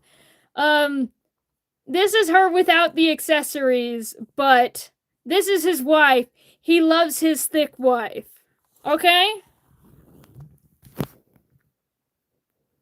Can we be a throuple? Yeah. Honestly, yeah. Damn, that's a large fuzzy galaxy room. Yes. What does Echo look like? We got somebody who isn't in the know, who doesn't even know what Echo looks like. I'll pull a picture of him. Don't you even worry. Oh no, I'm on the wrong layer. Hold on. I'll show you Echo in just a moment.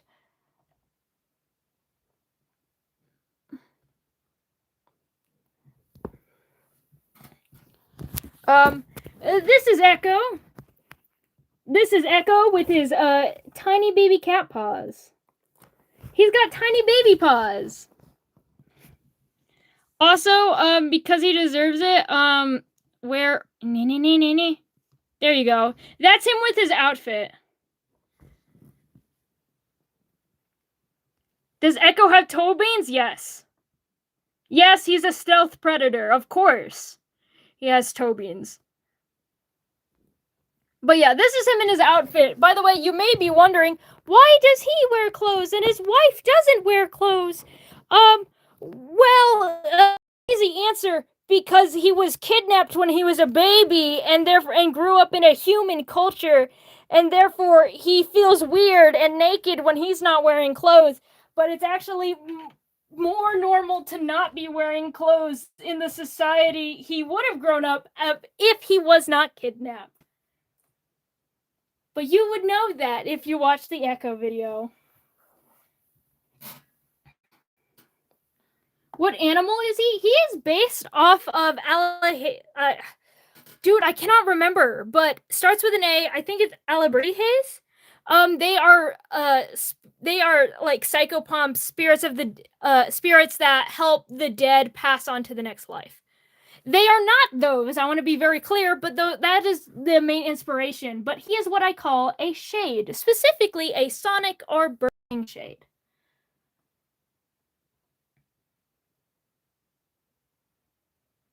My voice Echo, if I made a comic. One, I don't know how you would voice him if I made the comic. One, I am making a comic. He does not show up in the comic I am making. He shows up in the next one, but you don't really voice comics. You voice animations, but depends. I would have to hear a sample of your voice.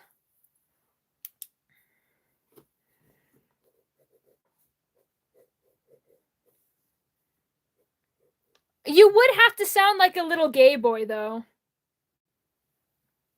He is a little gay boy. A gay boy and his wife. I will say the main thing for I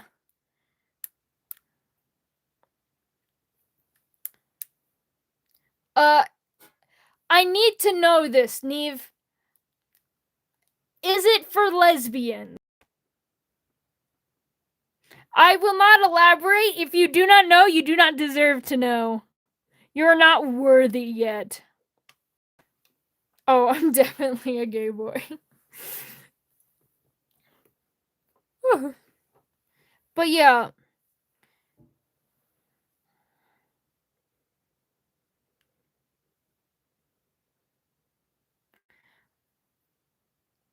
It is for that type of relationship thing. Yeah, okay. That is true. If you ever wanted to dub a comic, then go right ahead. But again, that is true. When I say he's a little gay boy, he is. So one, he is trans. He's a little trans man. Which trans men can also have deep voice, but he does. Okay, he does have like a higher register because he's not like he's not been on like HRT. He does not care about HRT. He's trans masculine. He's a he they.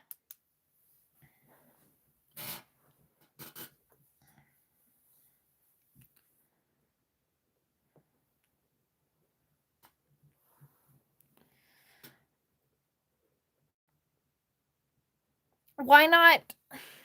Because Michael Jackson does not exist in this world, but he would make that joke if he did.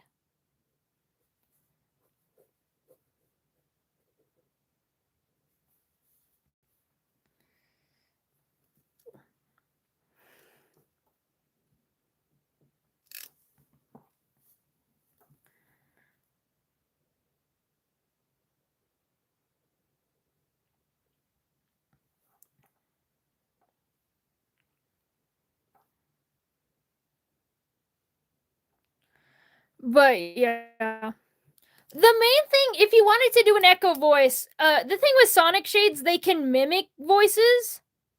Why is her arm backwards? Because I don't care. Also, that's not an elbow. If you notice in the arm, there's a little dip in the front of the arm.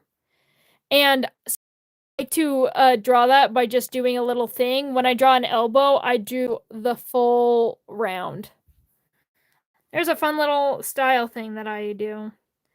This is yeah.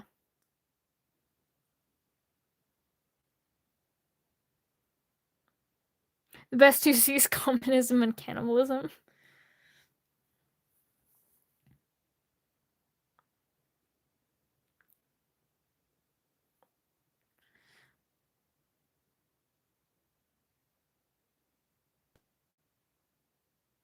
Yeah.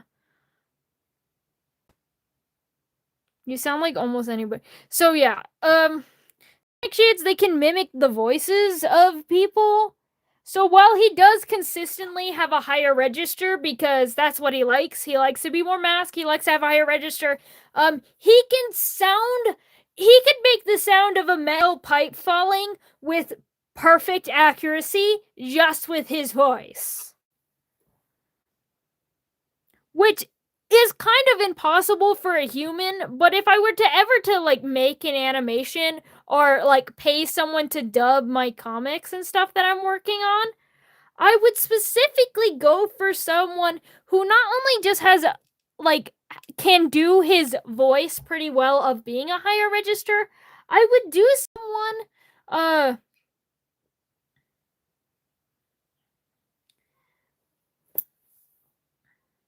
yeah. I will say if you want a voice Echo, he makes a lot of dirty jokes.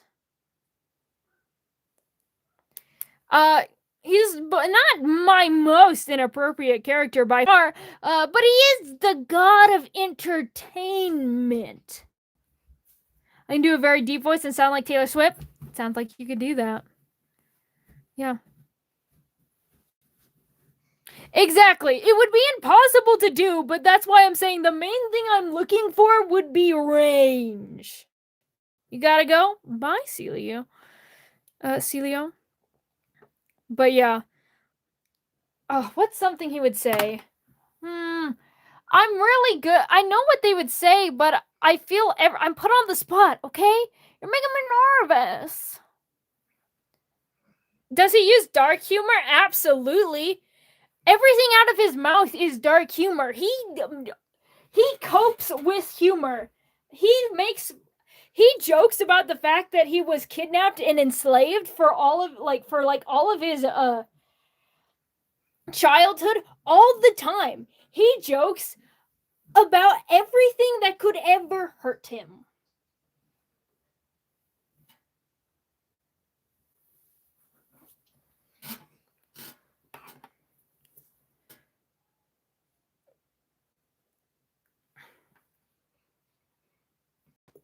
Why does he sound almost exactly like me?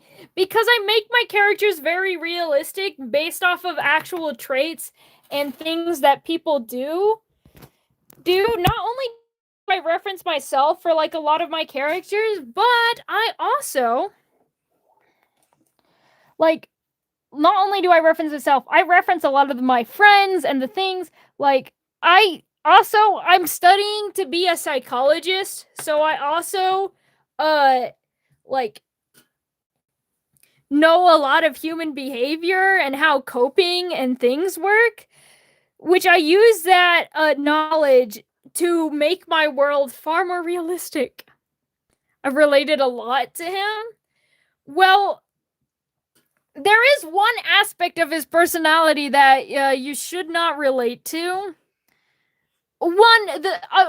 I guess two. One, the severe drug abuse. Literally, in one of the outfits I designed for him, if you don't know, my world is mainly set in like the 1800s. And something that happened in, well, not necessarily 1800s, it does go from 1800s to 1900s depending in the thing. Would he sing like Billie Jean if he could? He can. If Billie Jean existed in this world, he is able to sing like him because he can mimic people's voices. But yeah. So one of the things that a lot of people did in especially I think it was like the 1920s, actors and stuff had a little spoon for cocaine. They had a Coke spoon with them, and it was very normal for actors at this time. A lot of his outfits are based around like the 1920s to 1970s, and so his outfits, he has a little choker, and connected to that choker is a Coke spoon. I thought it'd be way older. It's not. My world is like The reason why it does seem really ancient, and that's mainly because a lot of technology has been pushed back, but at the same time, it's also been accelerated. So that's why I'm more so saying it's based on, like, it is based on a lot of medieval stuff aesthetically, but it's based on like the 18,000s to the 19,000s in terms of technology inventions. Like sewing machines exist. They have lamps. That's what I'm talking about when I'm saying it's based on that time.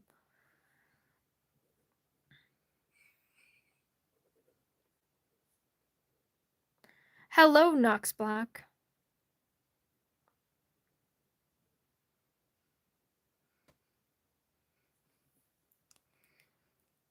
Are they chewing tobacco? Probably.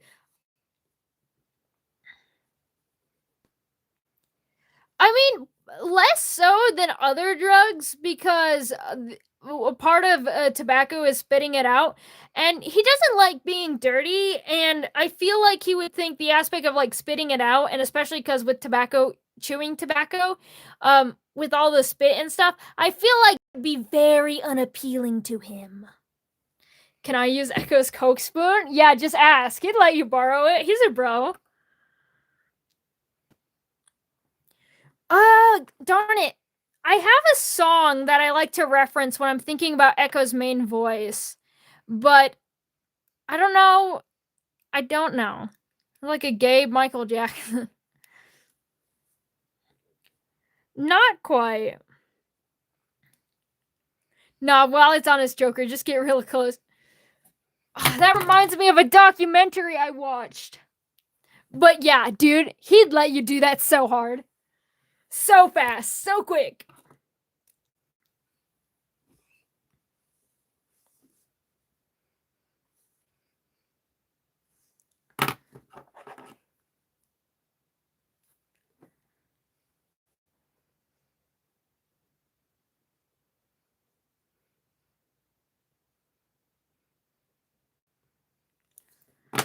Does he smoke weed? Definitely. If any drug, Echo smokes it. Or does whatever, consumes it. He's an addict. Echo seems like one of my friends. Yeah. Can I be his singing voice? Once again, I don't know what you sound like. Nor do I have any plans to do anything that would actually need any vocals anytime soon.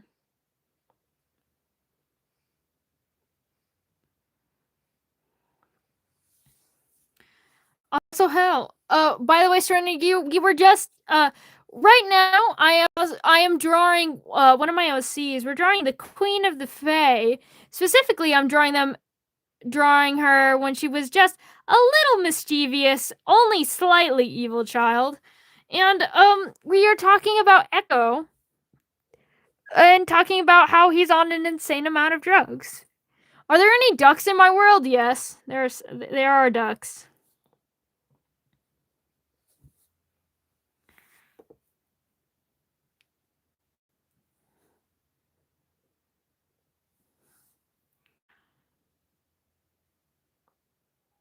You just asked if there were ducks in my world, so yeah.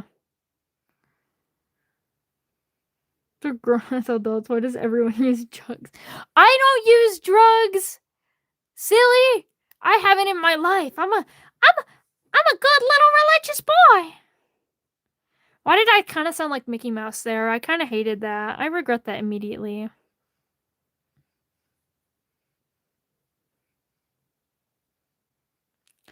Do you want to know what's crazy? In like the first page of my comic, not the first, it was the second page of the prologue. There was actually a roast duck that I drew.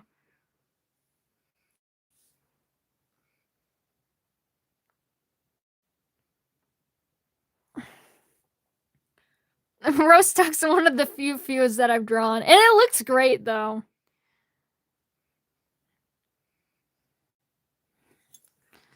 Don't worry, Echo will protect the ducks. He's a vegetarian.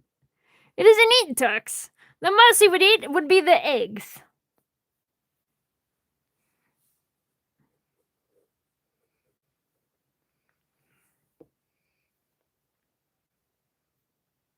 Unintentional impression. I know it was. Kind of ashamed. I don't want to sound like him. I hate him.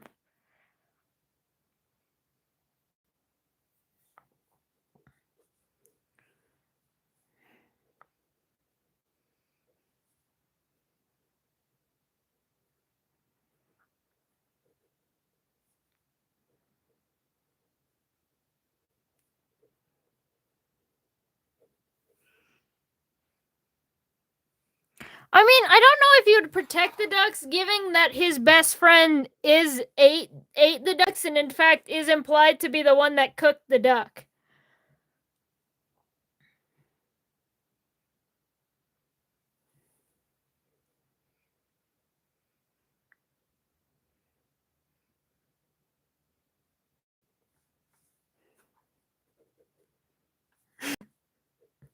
By the way, his best friend is Karma, our bisexual, not yeah, bisexual, biromantic, our biromantic, asexual, gender fluid, god of fire queen. That's his friends.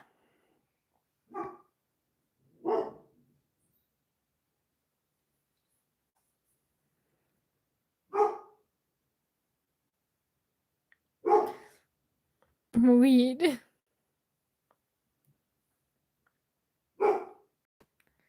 Yeah, Echo is one of the few gods that can be bribed, for the record.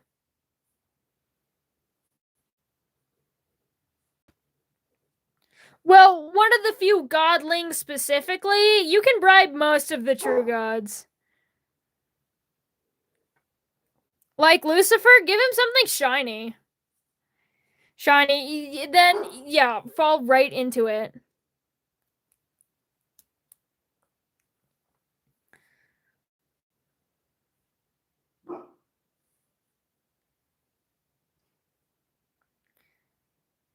Bribe them to a gambling match?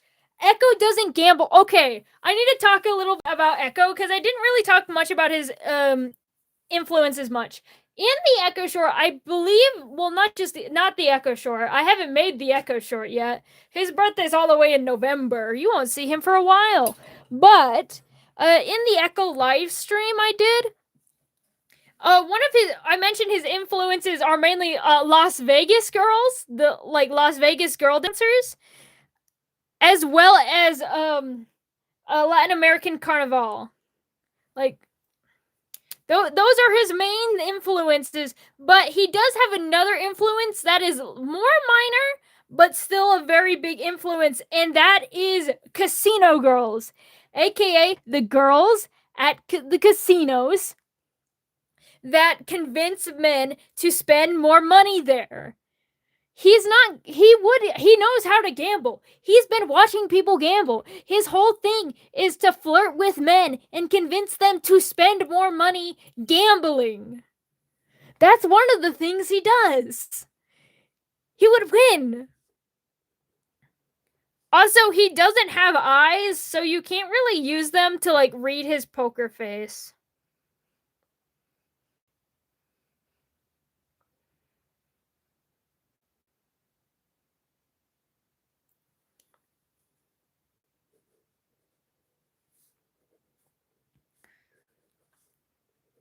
Honestly, it's not hard to bribe Echo. All you have to do is give him pretty clothing.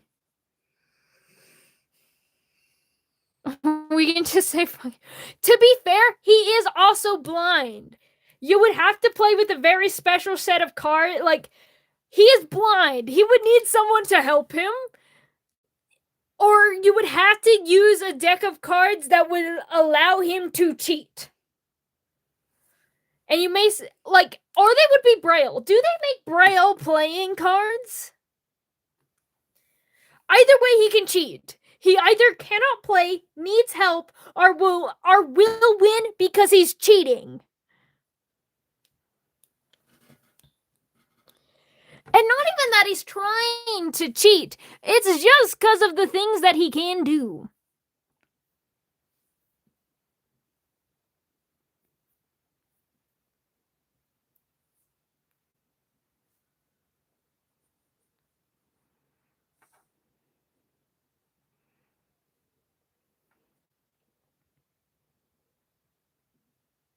Oh, they do exist. That's cool. I mean, I'm not surprised that they do exist, but again, something that I did not know. Very cool. Okay, so he's blind, but he has been there. Okay, shades have this. Okay, shade lore. There are 5 different species of shade. Each shade has a heightened sense and a shade that they lack. Sonic shades, they have some of the best ears in the world. However, they cannot see. However, all shades have an additional sense of magic sense. They see magic. They see people's aura. He's been watching people gamble his entire life because while he cannot see them, he sees their magical aura doing their stuff. And in fact, a lot of places that hire him, they get special cards that have been inked with magical ink so he can see all of the numbers on them.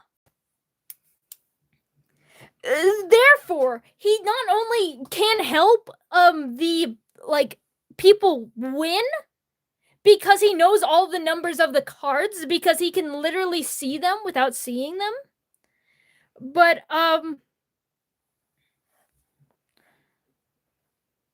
yeah. And since most people can't, yeah, the magical gambling cards. But then again, he would be able to see your numbers without having to look at the cards because obviously he cannot look at the cards. He's blind. He's just able to read the number without them even being in front of him. Just them being around him means that he knows what numbers and stuff you have.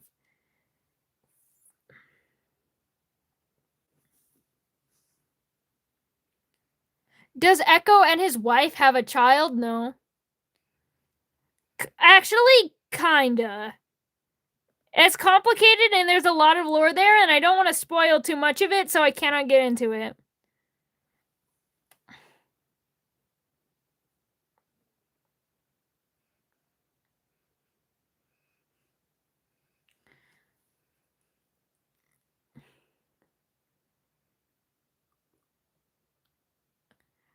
Who would enjoy playing Uno out of everyone?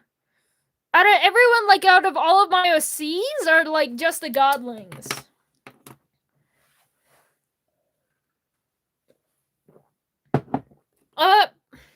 If you're meaning like out of my OCs, I'm just gonna count the godlings because I have a lot of characters and I haven't processed if they would like Uno or not. But probably Nure. He's a big game guy. That or his wife. Yumiko. Especially because Uno, you can cause chaos and hurt feelings with that game, and you know that's what he wants. What makes you think gambling with a god would be full? Yeah.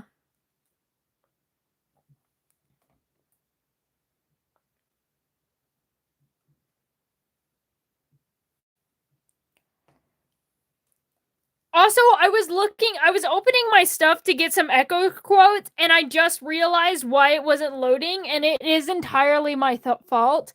And that's because I forgot to click the button to continue loading the thing. Pretty much.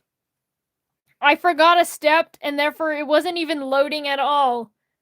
It just looked like it was loading.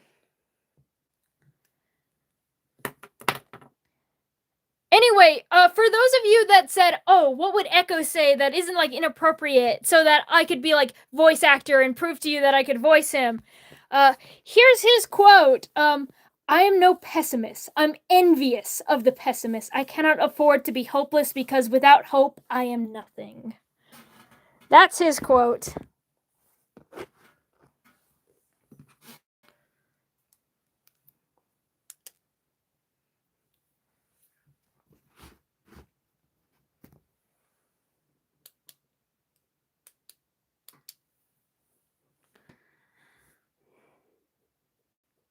By the way, he may not be a pessimist, but he is a nihilist. He believes that the world is hopeless, and there's nothing that he can do, but he's gotta pretend. Well, I hear big rules and cool phrasing, and now I'm lost. Yeah, sorry, that was a little lot. A lot of people were asking, because they're like, oh my goodness, if you ever do like a thing, can I voice Echo? In fact, they're still here. And they were like, do you have any good Echo quotes? And I was trying to open up my thing, but it took forever. Like, this was probably like 30 minutes ago when I was trying to pull this up. But that is his quote.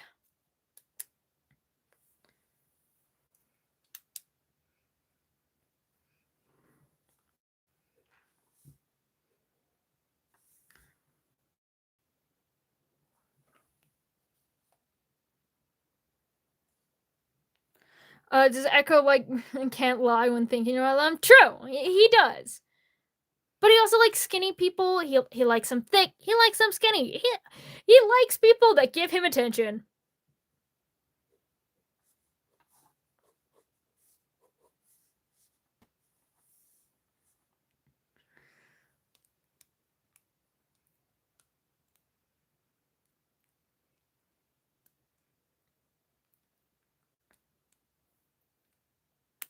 Oh, oh, silly. Now I'm so curious. I know you can't say it, obviously, if it's gonna be that bad, but now I'm so curious.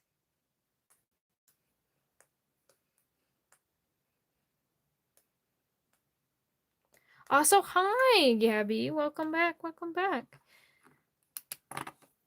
I'm actually thinking stream is about to wrap up. We're almost at 4 hours right now.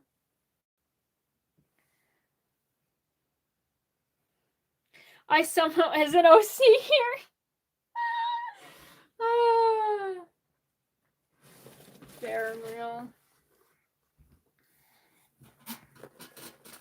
But yeah, I know we started talking about Echo for a lot more than I intended. But to be fair, honestly, I kind of stopped drawing when talking about lore a lot because I was distracted. You need more Echo knowledge? Well, there is an entire 2-hour live stream dedicated to talking about the lore of Echo that is available on this channel.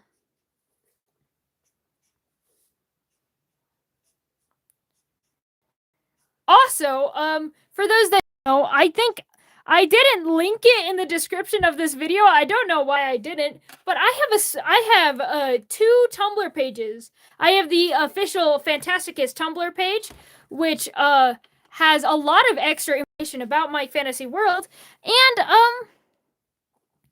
I also have another Tumblr page, which is the Tumblr Ask blog, where you can ask these characters questions. In fact, Echo has been asked a question before.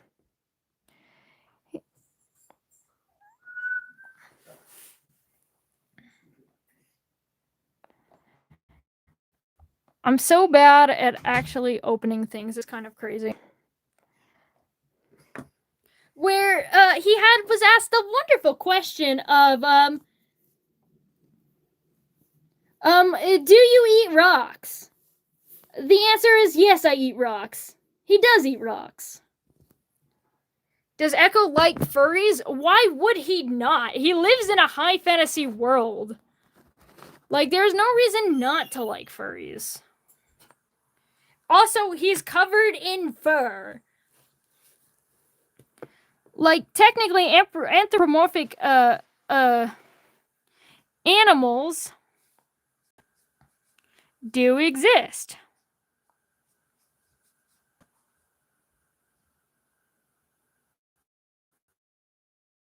And they're furry fan. I don't know what you mean by that, but probably he's the god of entertainment. Do you think he would be vanilla? No.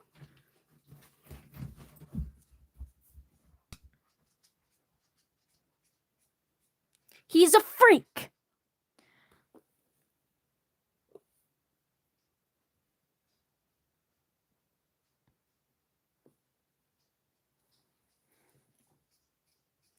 I told you when you mentioned earlier, when you said nothing weird, that he's probably one of the weirder characters.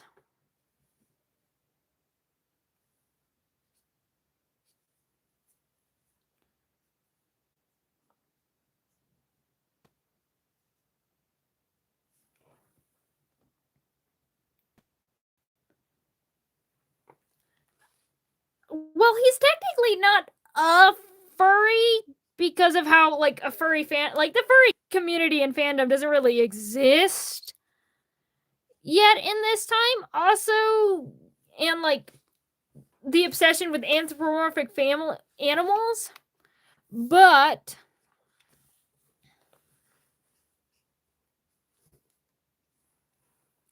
he is covered in fur, and like, again, covered in fur. Why would he care? Like, he looks more animal-like himself.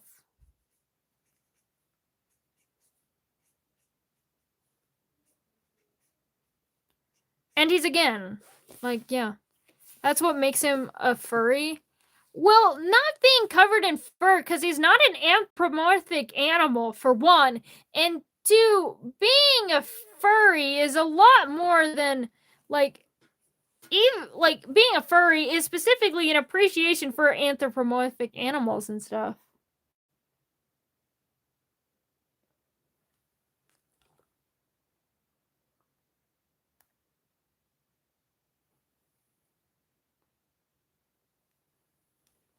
Oh, you gotta go. Bye, Gabby.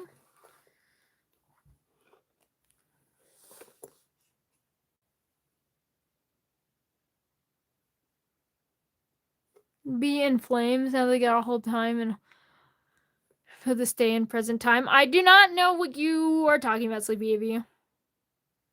Honestly, I don't know how to tell my parents I'm a gay or furry. That sounds like a you problem. Why is her forehead that big? Because her face is way lowered and most of this is covered by hat. And she's bald. And not a human. And why shame a girl for a bunch of fur? Exactly, silly. I'm not furry and I don't do like paper dragon stuff. I've made one before, but yeah, so talented and stuff. What if I stole her hat? Her hat is literally attached to her body. And two assumes that you would be able to get close enough to attach your hat, and if you touch her, you die. So, the answer is you die.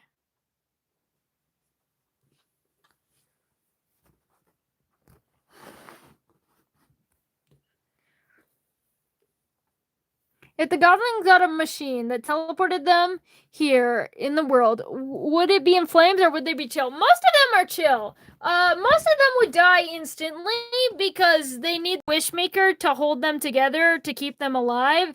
And if you teleported them here, then they lose connection from the Wishmaker and therefore would die. So,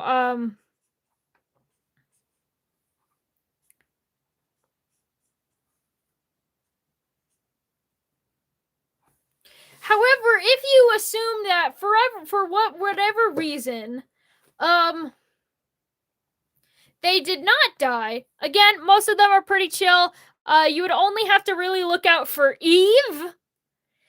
Eve is not that chill. Kaleo is not that chill. But yeah, it's like really only those two. Also, if I took Echo's drugs, what would happen? He would be really sad. Echo would be sad and he would cry. But what if I give him weed in return? One, if you took all of his drugs, then you would take his weed too, because he does have like because he does have that as well. The Wishmaker sounds so cool. The Wishmaker is cool.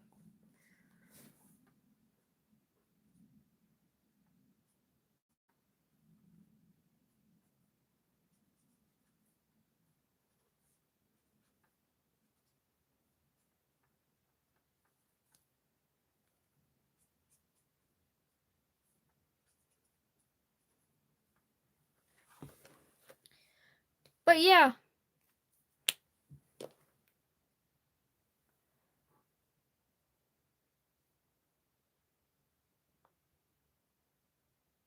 I'll smoke with him. Yeah, he'll appreciate a good smoking with him.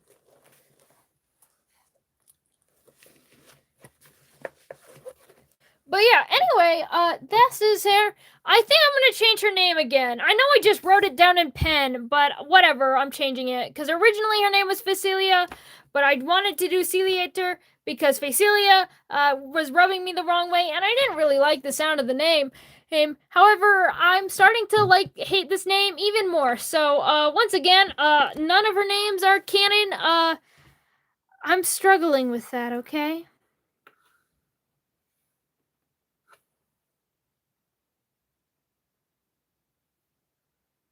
I think Echo would be participating, yeah. Name her Cassie? That would not work. Yeah, her name is now redacted. Her name has been taken off the face of the internet. Anyway, that's her. That's her as an evil little conniving little baby before the light drained out of her eyes and she became an evil freak monster. But we love an evil freak monster. Also, hello, Linda. But yeah. Anyway, I know this stream was a lot more tame than other streams, and I know we're just talking about lore. We're just talking about OCs here. But I hope you like her. I hope you like your design. Her design's an overall evil, murderous, very conniving vibe.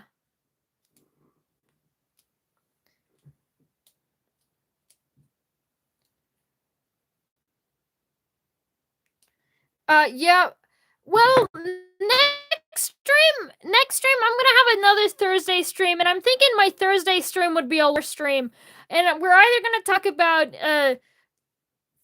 the queen of the mermaids, or the queen of the djinn. So yeah. What was this unfinished drawing in the bottom? Something that I don't finish, and so therefore we are not finishing it. That's what. But yeah. So that's going to be Thursday, and then Saturday, we're doing the orange stream, where I'm going to take character suggestions that are specifically orange. Can I zoom in? Yes, of course. Yeah, do a little tour of all the drawings. Bald. Anyway.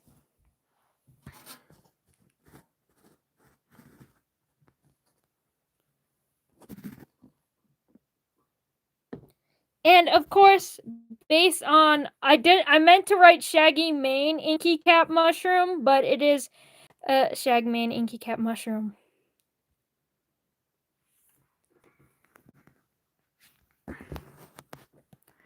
We are getting more Phantasticus. Of course you're getting more Phantasticus, for I am God and this is my world and my obsession.